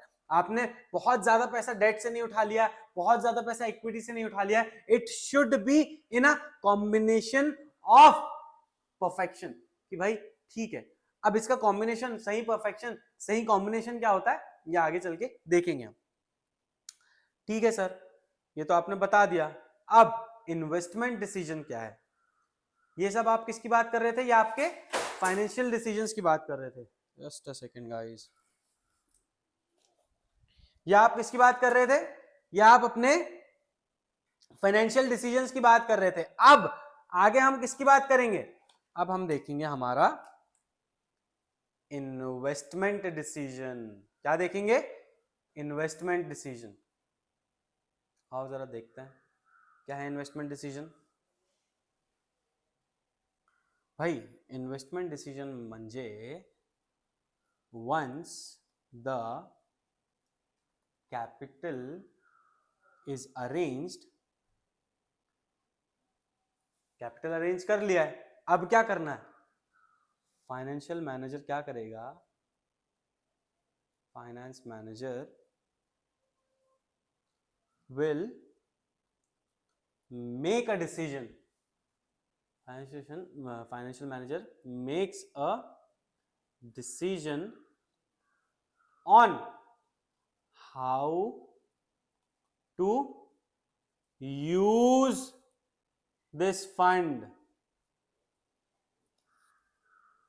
भाई पैसा रेस कर लिया, फाइनेंशियल डिसीजन लिया और पैसा रेस कर लिया, कहां से कितना पैसा उठाना था, किस कॉम्बिनेशन में उठाना था, ये सब चीजें हमने देख ली कहा हमारे फाइनेंशियल डिसीजन में। अब क्या करना है? हमें इन्वेस्टमेंट डिसीजन लेना है कि भाई अब हमारा जो पैसा है ये हम कहां लगाने वाले हैं। तो it should be used in a systematic manner,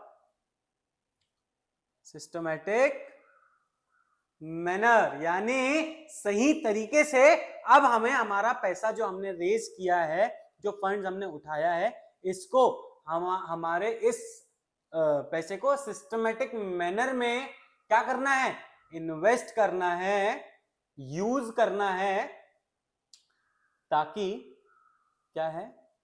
which brings maximum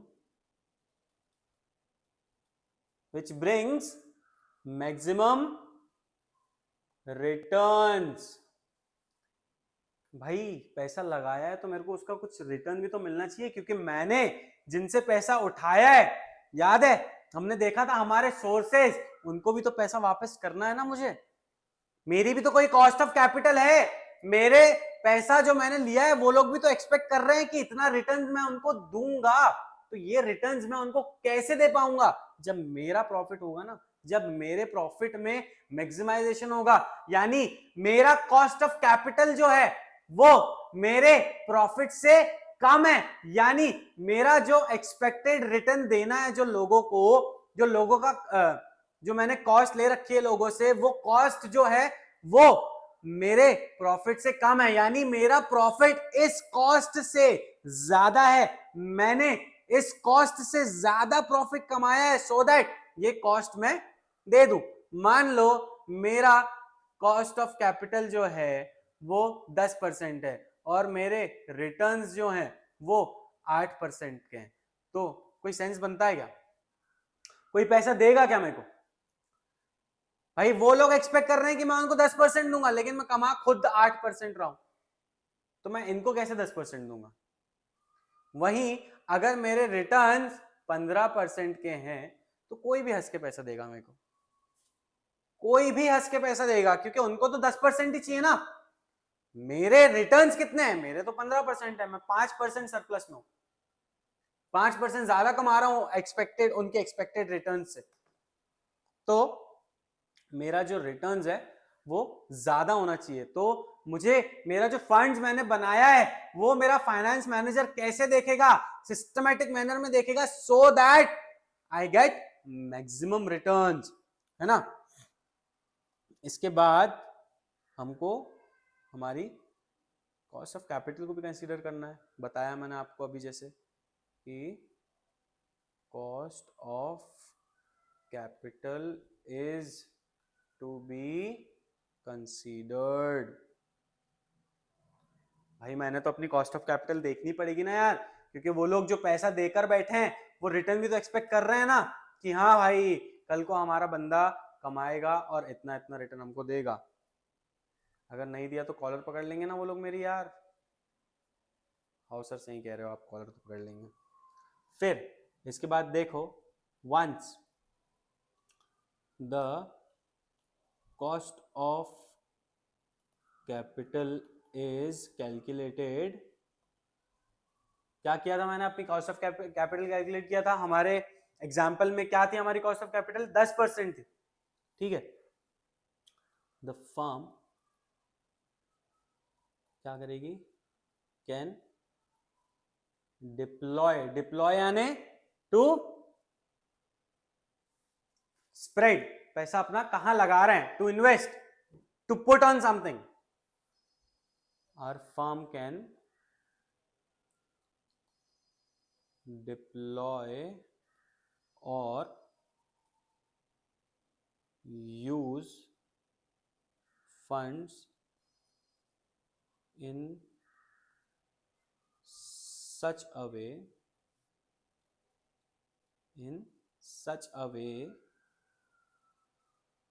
that returns of it comes more than cost of capital, ठीक है सर। हमने हमारा पैसा इस तरह से यूज किया, हमने हमारा पैसा इस तरह डिप्लॉय किया कि हमारा जो रिटर्न है वो हमारे कॉस्ट ऑफ कैपिटल से ज्यादा है। यानी मेरी कॉस्ट ऑफ कैपिटल 10% की है, लेकिन मेरे रिटर्न्स जो हैं वो 15% के हैं, तो मैं अपनी कॉस्ट ऑफ कैपिटल जो भी एक्सपेक्टेड है उन लोगों को रिटर्न्स दे सकता हूं, क्योंकि वो लोग तो एक्सपेक्ट कर रहे हैं 10% का, मेरी जो इनकम है, मेरा जो रिटर्न है वो 15% का है सर, ठीक है सर। अब ये सब क्या हुआ, ये हमारा इन्वेस्टमेंट डिसीजन हुआ, और इसी इन्वेस्टमेंट डिसीजन को हम क्या बोलते हैं, इन्वेस्टमेंट डिसीजन को हम लोग कैपिटल बजटिंग भी बोलते हैं, कि हमने किस तरह से हमारे कैपिटल का इस्तेमाल किया, ठीक है। कैपिटल बजटिंग, हमारे इन्वेस्टमेंट डिसीजन को हम लोग कैपिटल बजटिंग भी कहते हैं, ठीक है सर, समझ गए। अब आओ देखते हैं, हमने हमारा फाइनेंसिंग डिसीजन देख लिया, इसके बाद इन्वेस्टमेंट डिसीजन देख लिया। अब एक बार देखो कि हमारे कॉर्पोरेट फाइनेंस के इंपॉर्टेंस क्या, क्या क्या इंपॉर्टेंट चीजें हैं, क्या इंपॉर्टेंस है हमारे फाइनेंशियल कॉर्पोरेट फाइनेंस का, क्यों जरूरी है। तो आओ देखते हैं भाई, it helps in decision making. Sir आपने बोला कि हमारा जो ये है कॉर्पोरेट फाइनेंस है, it helps in decision making. अब मैं तुमको एक स्टोरी सुनाता हूं, एक बार की बात है, and it's a real story. हाँ भाई, अंबानी को तो सब जानते हैं, ये धीरू भाई अंबानी के टाइम की बात है। धीरू भाई अंबानी से ना कोई उनके इंग्लैंड के कोई बिजनेसमैन, कोई बिजनेस टाइकून मिलने आने वाले थे, और उनसे कुछ तो भी बिजनेस डील वगैरह चाहिए थी, और उनको ऐसा था कि उनको अपने जो पीछे एक जगह पे जगह पड़ी हुई थी खाली, वो एक ऐसा स्पेयर एरिया था, वहां पे उनको गार्डन चाहिए था, बहुत बढ़िया आलीशान गार्डन चाहिए था। तो अंबानी जी ने क्या किया, इन्होंने टेंडर पास किया, टेंडर निकाला कि भाई मुझे अपना गार्डन बनवाना है, ये मैंने गार्डन बनवाना है। तो इस गार्डन को कब तक बनाना था भाई, एक दिन में बनाना था। कब तक बनाना था, एक दिन में बनाना था। और जमीन कितनी बड़ी भाई साहब, कम से कम 4 या 5 हजार स्क्वायर फीट था वो जमीन, उस जगह पे एक बढ़िया सा गार्डन बनाना था। तो अब ये टेंडर पास हुआ, अब टेंडर में क्या हुआ, बहुत सारी कंस्ट्रक्शन कंपनीज आई और टेंडर भरा, सबने पूछा कि कितने दिन में बनाना है, भाई साहब उन्होंने बताया कि 1 दिन में बनाना है। बहुत सारी कंपनीज तो यार 1 दिन में कैसे बन जाएगा, इन्होंने कहा कि पैसा मुंह बोला, जितना पैसा चाहिए उतना पैसा ले लो, काम भी मुंह बोला, जितना पैसा चाहिए ले लो लेकिन काम मेरे हिसाब से चाहिए, मेरे को 1 दिन में गार्डन चाहिए। तो अब एक कंपनी आई, एक कंपनी जिसने बोला कि भाई I don't remember the name of that particular company, but for instance अभी हम मान लेते हैं कोई एक्स लिमिटेड आई, उसने बोला कि ठीक है हम तैयार हैं बनाने के लिए, ये एक्स लिमिटेड आई, इसने बोला कि हम तैयार हैं बनाने के लिए, क्योंकि पैसा तो मुंह बोला मिल रहा था ना, जितना पैसा चाहिए लो लेकिन गार्डन बना के दो। इस कंपनी ने किया भाई, कितने सारे क्रेन्स लगाए भाई, बुलडोजर्स लगाए, जेसीबी लगाई, गाड़ियां लगाई, मटेरियल बुलवाया, जितना ज्यादा चीजें लग सकती थी सारी चीजें इस्तेमाल करी, और क्या किया भाई, गार्डन बना के दे दिया, बढ़िया शानदार आलीशान गार्डन बना के दे दिया।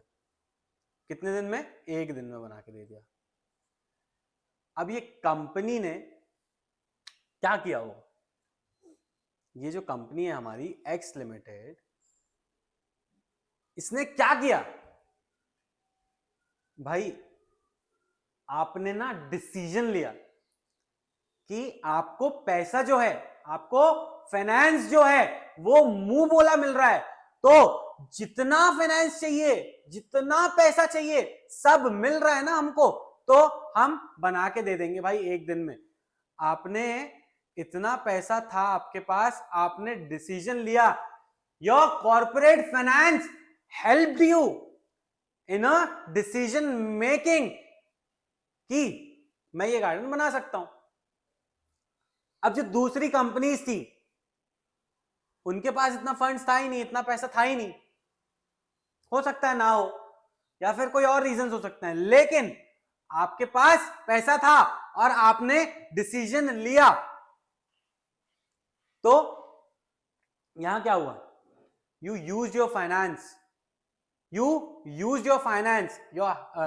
It helped you in decision making. आओ एक बार पढ़ के देखते हैं क्या है भाई।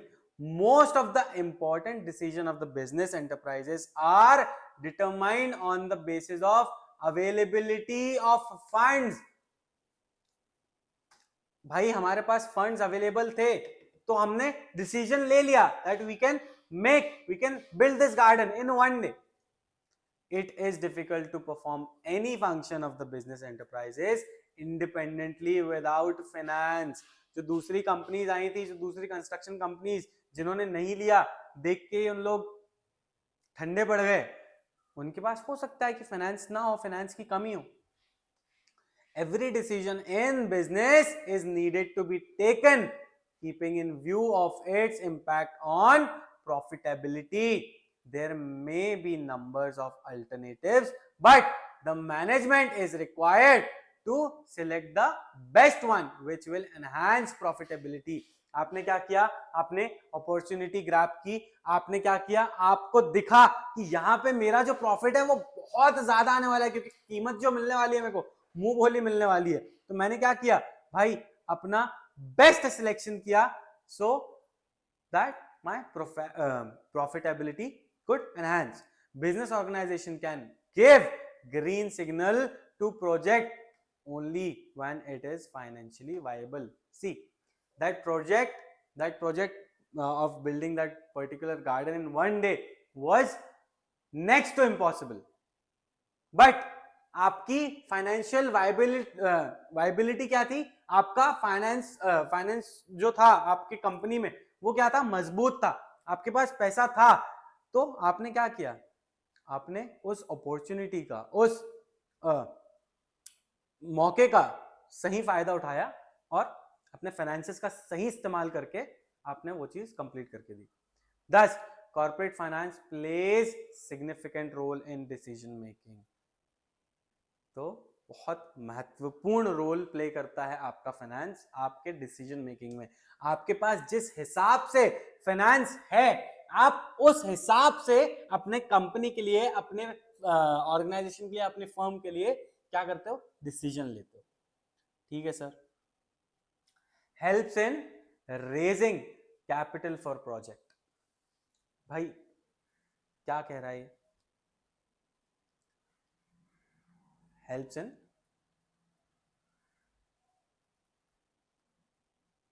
रेजिंग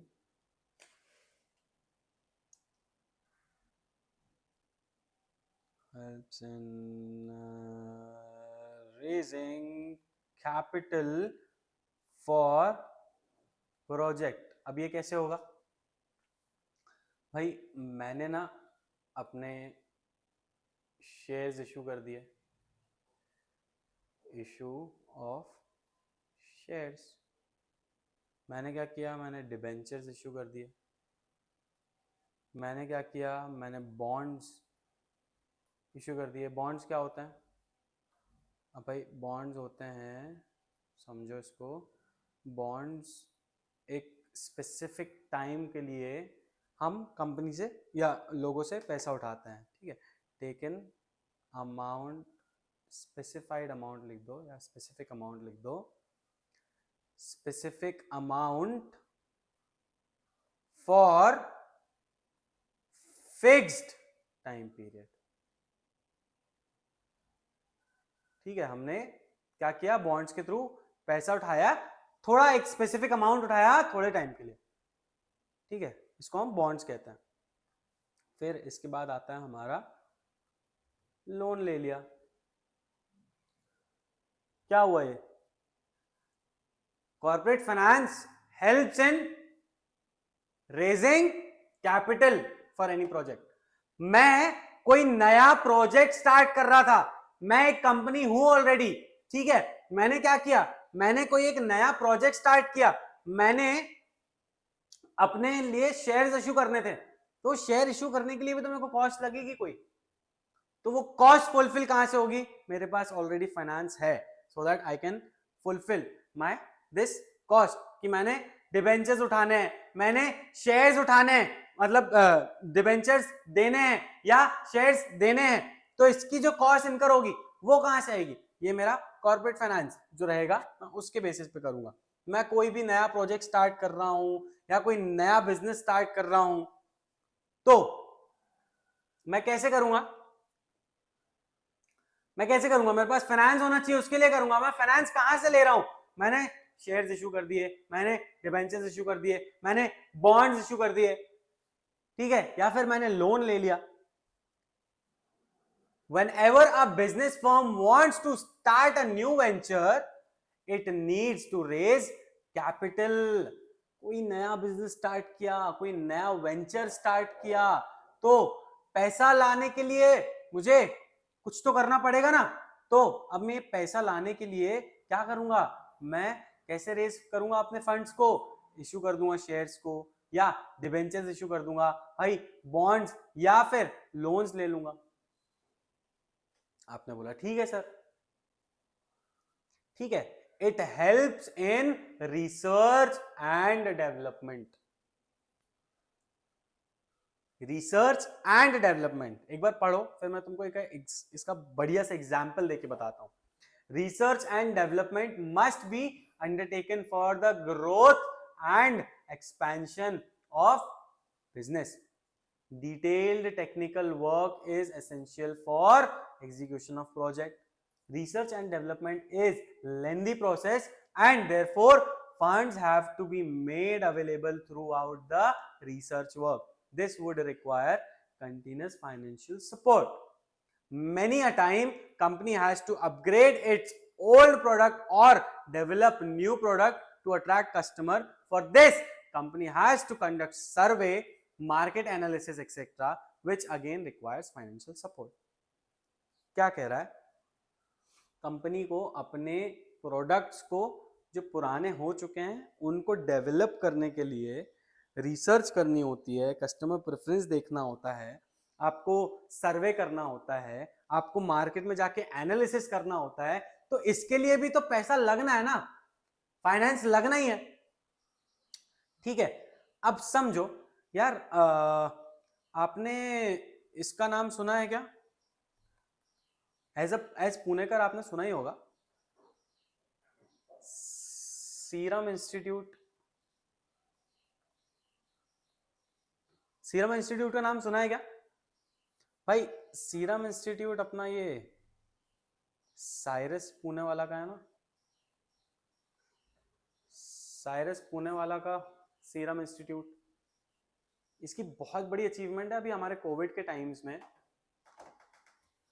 कोविड के टाइम्स में हमारे सीरम इंस्टीट्यूट ने वैक्सीन बनाई थी। कौन सी वैक्सीन बनाई थी? कोविशील्ड बनाई थी ना।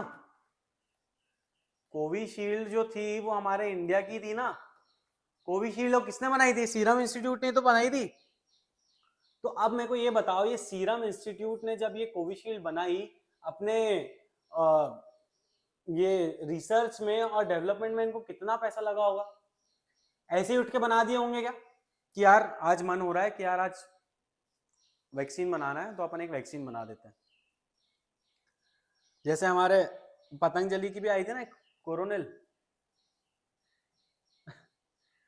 तो ऐसा होता है क्या कि मन हुआ और बना दिया? ऑफ कोर्स नहीं सर, बहुत रिसर्च लगती है, बहुत पैसा लगता है। एकदम से कुछ भी नहीं तैयार हो जाता है, एकदम से कुछ भी नहीं बनता है। हमको एनालिसिस करना पड़ता है मार्केट का, हमको देखना पड़ता है कि क्या क्या नेसेसिटीज हैं। भाई सही से प्रॉपर वैक्सीन अपने जो बनाई है वो वर्क कर रही है कि नहीं कर रही है। तो ये सारी चीजें जब अपना सीरम इंस्टीट्यूट ने ये सीरम बनाया होगा तो उनको कितनी रिसर्च, कितना डेवलपमेंट करना पड़ा होगा। बार बार जो वैक्सीन बन रही है कभी शायद वो वर्क नहीं कर रही है, या कभी कुछ और उसका रिएक्शन हो रहा है, सही प्रॉपर तरीके से हुई है कि नहीं हुई है, कितनी रिसर्च लग रही है। अब ये रिसर्च वगैरह करने के लिए पैसा तो लगेगा ही ना यार, कंपनी को फाइनेंस तो होना चाहिए ना कंपनी के पास। यस सर, आपने बोला ऑफ कोर्स होना चाहिए। तो वही हमारा कॉर्पोरेट फाइनेंस जो होता है, that helps in research and development. आपने बोला ठीक है सर, समझ गए। इसके बाद आपने देखा कि it helps in smooth running of the business organisation या बिजनेस फर्म। भाई कैसे करता है? आपको क्या करना है? आपने आपको अपने ऐसे मत देखो, समझो। मैं अपनी कंपनी में काम कर रहा हूं और मेरे साथ यहां पे 2000 लोग हैं जो मेरे कंपनी में काम करते हैं। ठीक है, ये मेरी कंपनी है, इस कंपनी में 2000 वर्कर्स हैं, 2000 एम्प्लॉइज हैं जो काम कर रहे हैं। अब मेरी कंपनी ना बहुत टाइम से लॉस में है, मेरी कंपनी प्रॉफिट ही नहीं कमा रही है बहुत टाइम से। तो अब हो क्या रहा है ना, मैं अपने वर्कर्स को, अपने एम्प्लॉइज को सैलरी नहीं दे पा रहा हूं। भाई मैंने इतना मैन्युफैक्चरिंग कर लिया है लेकिन मेरा लॉस पे लॉस, लॉस पे लॉस, लॉस पे लॉस होता जा रहा है। मेरे पास रॉ मटेरियल लाने के लिए पैसा नहीं है यार। मैंने ना ऐसा लोन ले रखा था लेकिन अब मेरा प्रॉफिट ही नहीं हो रहा है, तो मैं उस लोन का इंटरेस्ट नहीं वापस लौटा पा रहा हूं। आपके बिजनेस की स्मूथ फंक्शनिंग हो पाएगी क्या? आपका बिजनेस स्मूथ फंक्शन करेगा क्या? ऑफ कोर्स नहीं करेगा। कैसे करेगा सर? आपका बिजनेस लॉस पे है, आप बोल रहे हो कि आपने सैलरी नहीं दे रखी है, आप बोल रहे हो कि आपने इंटरेस्ट नहीं पे किया है, आप बोल रहे हो कि आपका लॉस ही लॉस हो रहा है। सर अब आपने इन लोगों की सैलरी नहीं दी तो ये लोग आपका काम करेंगे क्या अच्छे से? आपने आपका इंटरेस्ट नहीं भरा तो आपके ऊपर चार्जेस और लगेंगे कि नहीं लगेंगे? भाई आपने बोला कि यार रॉ मटेरियल नहीं है, अब रॉ मटेरियल नहीं रहेगा तो काम होगा कैसे? तो आपका जो फर्म है, आपकी जो बिजनेस है, वो स्मूथ फंक्शनिंग कर रही है क्या? नहीं कर रही है। तो आपके पास फाइनेंस होना चाहिए। आपके पास अगर फाइनेंस होता तो आप अपने वर्कर्स को सैलरी, अपने एम्प्लॉयज को सैलरी दे देते तो वो लोग मोटिवेटेड रहते। भाई आप अपना इंटरेस्ट पे कर देते, भाई आपका रॉ मटेरियल आप ला सकते थे, आपके पास पैसा रहता तो स्मूथ फंक्शनिंग होती। तो आपको फाइनेंस लगता है आपके बिजनेस को स्मूथ रनिंग करवाने के लिए, आराम से एफिशिएंटली वर्क कराने के लिए आपको कॉर्पोरेट में फाइनेंस लगना ही है। Smooth flow of corporate finance is needed so that salaries of the employee are paid on time, loans are cleared on time, raw materials is purchased whenever required, sales promotion of existing product is carried out smoothly, and new products can be launched effectively। भाई जो product मैंने manufacture किया उसका sales promotion करना है, भाई मैंने अपने नए प्रोडक्ट्स लाने हैं तो उनको लॉन्च करना है। इन सब चीजों के लिए मुझे क्या लग रहा है, मुझे फाइनेंस लग रहा है। ठीक है, तो जब मेरे पास फाइनेंस होगा तो मेरी जो फंक्शनिंग है कॉर्पोरेशन की वो स्मूथ होगी। ठीक है sir. It brings coordination between various activities. अब इसको समझो क्या कह रहा है ये भाई। वेरियस एक्टिविटीज बोले तो सर देखो, if inadequate finance you have, if you have inadequate finance, या फिर if inadequate finance provided, किसको? if any inadequate finance provided to manufacturing department। अगर मैन्युफैक्चरिंग डिपार्टमेंट को आपने प्रॉपर फाइनेंस नहीं दिया है, आपके मैन्युफैक्चरिंग डिपार्टमेंट में आपको आपने फाइनेंस जो है वो कम दिया है, इनएडिक्वेट दिया है, तो अब ये सही सही बताओ कि ये मैन्युफैक्चर सही से कर पाएंगे क्या? अगर आपने इनको फाइनेंस कम दिया है तो ये मैन्युफैक्चरिंग कर पाएंगे क्या? इनके पास रॉ मटेरियल नहीं है सही से, भाई रॉ मटेरियल नहीं आ रहा, रॉ मटेरियल नहीं मिल रहा क्योंकि हमारे पास फाइनेंस नहीं है, हमारे पास पैसा ही नहीं है, हमको एडिक्वेट अमाउंट नहीं, एडिक्वेट पैसा नहीं मिला। ठीक है, तो आप मेरे को ये बताओ इसका फर्क कहीं ना कहीं क्या होगा? You will get slow production. अब जब प्रोडक्शन आपका स्लो हो गया तो इसका इफेक्ट आपके सेल्स डिपार्टमेंट में भी पड़ेगा, क्योंकि सर आप प्रोडक्शन ही नहीं दे रहे हो, आपका प्रोडक्शन ही नहीं हो रहा है तो सेल्स कैसे होगा? आपने प्रोडक्शन ही रोक रखा है, आपके प्रोडक्शन में आपने मैन्युफैक्चरर्स अपने मैन्युफैक्चर डिपार्टमेंट को एडिक्वेट फंड ही नहीं दे रखा है, तो इसका इफेक्ट कहां आ रहा है? इसका इफेक्ट सेल्स में भी आ रहा है ना यार। सर सेल्स नहीं हो रहा तो भाई आपके प्रॉफिट में भी फर्क पड़ेगा, प्रॉफिट विल बी डिक्रीज्ड। हो रहा है, सब लिंक्ड है। अगर आपने मैन्युफैक्चरिंग डिपार्टमेंट में अपना इनएडिक्वेट फंड्स दिया, इनएडिक्वेट क्या दिया? फंड्स दिया, इनएडिक्वेट फाइनेंस दिया, कहां? मैन्युफैक्चरिंग डिपार्टमेंट में, तो क्या हुआ? आपका सेल्स डिपार्टमेंट इफेक्ट हुआ, आपका प्रॉफिट कम हो गया। ठीक है, तो ये क्या है? अब अगर आपका प्रॉफिट कम होगा तो आप सैलरीज कहां से दोगे? नहीं, प्रॉफिट कम हो रहा है, आपकी सैलरीज में इफेक्ट आ रहा है, तो ये क्या है? ये सारी चीजें इंटरलिंक्ड हैं। यानी आपने क्या करना है? आपने कॉर्पोरेट फाइनेंस को इस तरह से इस्तेमाल करना है कि that brings coordination between various activities. यानी आपको प्रोडक्शन, भाई मान लो क्या है, corporate finance plays significant role in control and coordination of all activities in the organisation. भाई इस तरह से अपने फंड्स का इस्तेमाल करो कि आपकी जो सारी एक्टिविटीज हैं जो इंटरलिंक्ड हैं एक दूसरे से, वो प्रॉपरली काम करें और किसी भी एक्टिविटी में आपके इनएडिक्वेट या फिर आपके फंड सही से प्रोवाइड ना करने की वजह से किसी भी एक्टिविटी में आपको प्रॉब्लम आए। ठीक है sir. Production will suffer if finance department does not provide adequate fund. भाई आपके प्रोडक्शन में, मैन्युफैक्चरिंग डिपार्टमेंट में आपने पैसा नहीं दिया तो आपका प्रोडक्शन कम हो गया। For the purchase of raw material and meeting other day to day financial requirement for smooth running, आपने पैसा ही नहीं दिया, रॉ मटेरियल लाएंगे कहां से भाई? रॉ मटेरियल के अलावा जो हमको डेली वेजेस हैं, हमारे जो डेली लेबर्स को पैसा देना है, वो सब कहां से दें? तो इससे क्या हो रहा है, इसकी वजह से हमारा सेल्स इफेक्ट हो रहा है, उस पर प्रॉब्लम आ रही है क्योंकि हम सेल्स ही नहीं कर पा रहे हैं, क्योंकि हमारे पास क्या है, प्रोडक्ट ही नहीं है। तो अब जब प्रोडक्ट नहीं है तो प्रॉफिट कहां से होगा?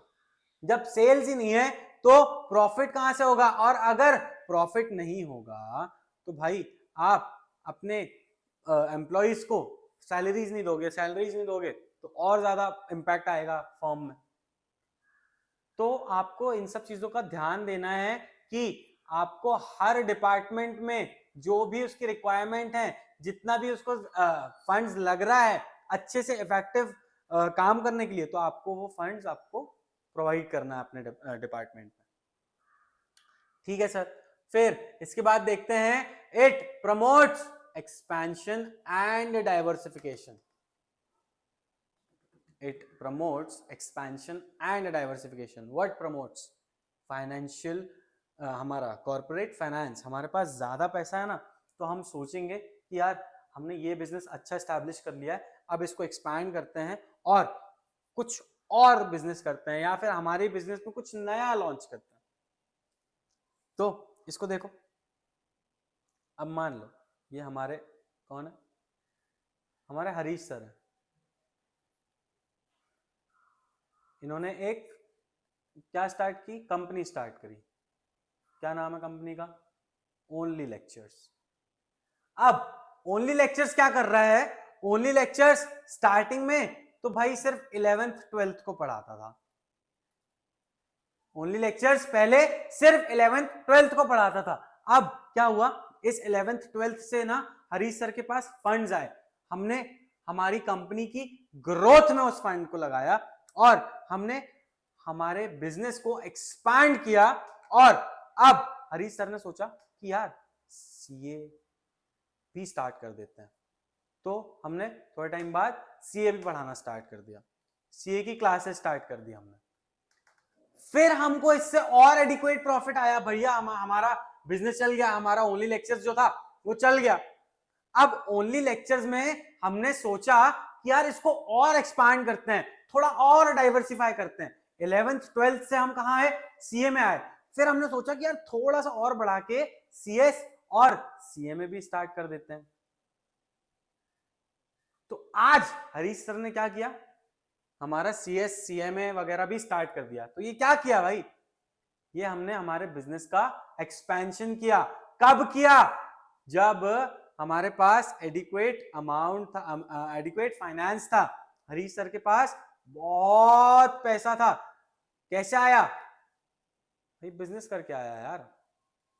तो जैसे जैसे उनके पास पैसा आते गया, वैसे वैसे उन्होंने क्या किया, हमारे बिजनेस को एक्सपांड किया। क्या किया? एक्सपांड किया।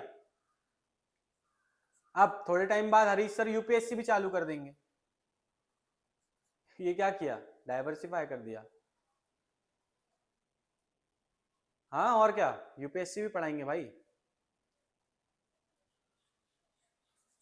तो समझो ये सारी चीजें कैसे पॉसिबल हो पाई भाई? ये सारी चीजें पॉसिबल इसीलिए हो पाई क्योंकि हरीश सर के पास फाइनेंस था, हरीश सर के पास पैसा था, पिसो। तो उन्होंने क्या किया, उन्होंने अपने बिजनेस को एक्सपैंड किया, फिर उसे धीरे से डाइवर्सिफाई किया। कैसे कर पाए? With the help of corporate finance. ठीक है सर। Managing risk. अब समझो कल को कंपनी में कोई किसी भी वजह से नुकसान हो जाता है, या फिर मुझे पैसे की जरूरत है उस टाइम पे, और अगर मेरे पास पैसा नहीं है तो मैं क्या करूंगा? फॉर एग्जाम्पल, बाप रे जगह ही नहीं बची आज तो भाई। फॉर एग्जाम्पल मैं एक कंपनी हूं। अच्छा, इससे ना एक बढ़िया स्टोरी याद आई मेरे को मैनेजिंग रिस्क पे। जापान में ना एक शू कंपनी थी, वहां के वर्कर्स ने स्ट्राइक करी एक बार। जापान की शू कंपनी में उनके वर्कर्स ने स्ट्राइक करी, और इन शू वर्कर्स ने क्या किया, स्ट्राइक तो कर रहे थे लेकिन साथ में काम भी कर रहे थे। सर आपने बोला कि ये कैसी स्ट्राइक है, स्ट्राइक भी कर रहे हैं काम भी कर रहे हैं। समझो, उन जापान के वर्कर्स ने ना, उस जापान की कंपनी के वर्कर्स ने जूते तो बनाए लेकिन सिर्फ लेफ्ट लेग के जूते बनाए। हर टाइप के, मतलब जितने भी जूते वो लोग प्रोडक्शन करते थे, वो लोग क्या कर रहे थे, वो लोग एक पैर का जूता बना रहे थे, सिर्फ अपने लेफ्ट लेग का जूता बना रहे थे। तो उससे क्या हुआ, उन लोगों का काम भी नहीं रुका और उनकी स्ट्राइक भी चलती रही। जब तक उनकी डिमांड पूरी नहीं हुई, जब तक उन लोग जो जिस वजह से स्ट्राइक कर रहे थे, जब तक वो चीज उनके एम्प्लॉयर ने मानी नहीं, तब तक उन्होंने दूसरे पैर का जूता नहीं बनाया। तो ये क्या हुआ, ये उनकी स्ट्राइक भी हो गई और उन्होंने अपनी बातें भी मनवा ली। दैट इज हाउ, इतना ज्यादा वो लोग अपने काम को लेकर डेडिकेटेड थे।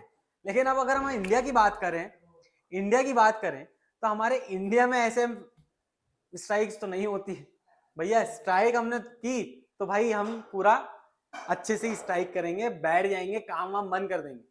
अब मान लो ऐसा कोई फैक्टर आ गया हमारी कंपनी में स्ट्राइक कर रहे हैं लोग, या फिर कोई नेचुरल कैलामिटी की वजह से मेरी कंपनी का नुकसान हो गया, तो इस टाइम पे मेरे को अपने रिस्क को, ये जो रिस्क है इसको मैनेज करने के लिए क्या लगेगा, फाइनेंस लगेगा। Yes sir. तो इस टाइम पे भी मुझे क्या जरूरत पड़ेगी, फाइनेंस की जरूरत पड़ेगी। उसके बाद देखो हमारा रिप्लेस ओल्ड एसेट, पुराने एसेट्स को अगर बदलना है। मैंने बहुत टाइम से काम कर रहा हूँ अपनी कंपनी में, मैं जो कपड़े बनाने वाली कंपनी थी उसमें बहुत टाइम से क्या कर रहा था, कपड़े बना रहा था, लेकिन अब वो मशीन को अपग्रेड करना है या फिर उसको, वो पुरानी होगी उसको रिप्लेस करना है, तो उसके लिए फाइनेंस लगेगा। भाई payment of dividend and interest, मेरी पब्लिक कंपनी है, मेरा प्रॉफिट आया, जो अदर ओनर्स हैं भाई सब ओनर्स को क्या देना पड़ेगा, प्रॉफिट का हिस्सा देना पड़ेगा, क्या लगेगा, फाइनेंस लगेगा। जो मेरा लोन है, मेरी कंपनी के ऊपर लोन है, उस पे इंटरेस्ट बैठ रहा है, उस इंटरेस्ट को रीपे करने के लिए क्या लगेगा, फाइनेंस लगेगा। Yes sir. आपको टैक्सेस देने हैं, फीस देनी है, भाई बहुत सारे टैक्स डिपार्टमेंट्स हैं, बहुत सारे गवर्नमेंट डिपार्टमेंट्स हैं, बहुत सारी अथॉरिटीज हैं, जैसे आरओसी को हम फीस वगैरह देते हैं, जब भी इनकॉर्पोरेशन के टाइम पे बहुत सारे हमको फॉर्मेलिटीज करनी होती है तो उसके साथ हमको फीस देनी होती है। तो ये सारी फीस, ये सारे टैक्सेस देने के लिए मुझे क्या लगना है भाई, कॉर्पोरेट फाइनेंस लगना। तो ये थे हमारे इंपॉर्टेंस ऑफ कॉर्पोरेट फाइनेंस। इसके बाद अब हम नेक्स्ट लेक्चर में हमारा नेक्स्ट टॉपिक स्टार्ट करेंगे, विच इज कैपिटल रिक्वायरमेंट्स, है ना। So till then peace out and love you all. मिलते हैं नेक्स्ट लेक्चर में, बाय बाय।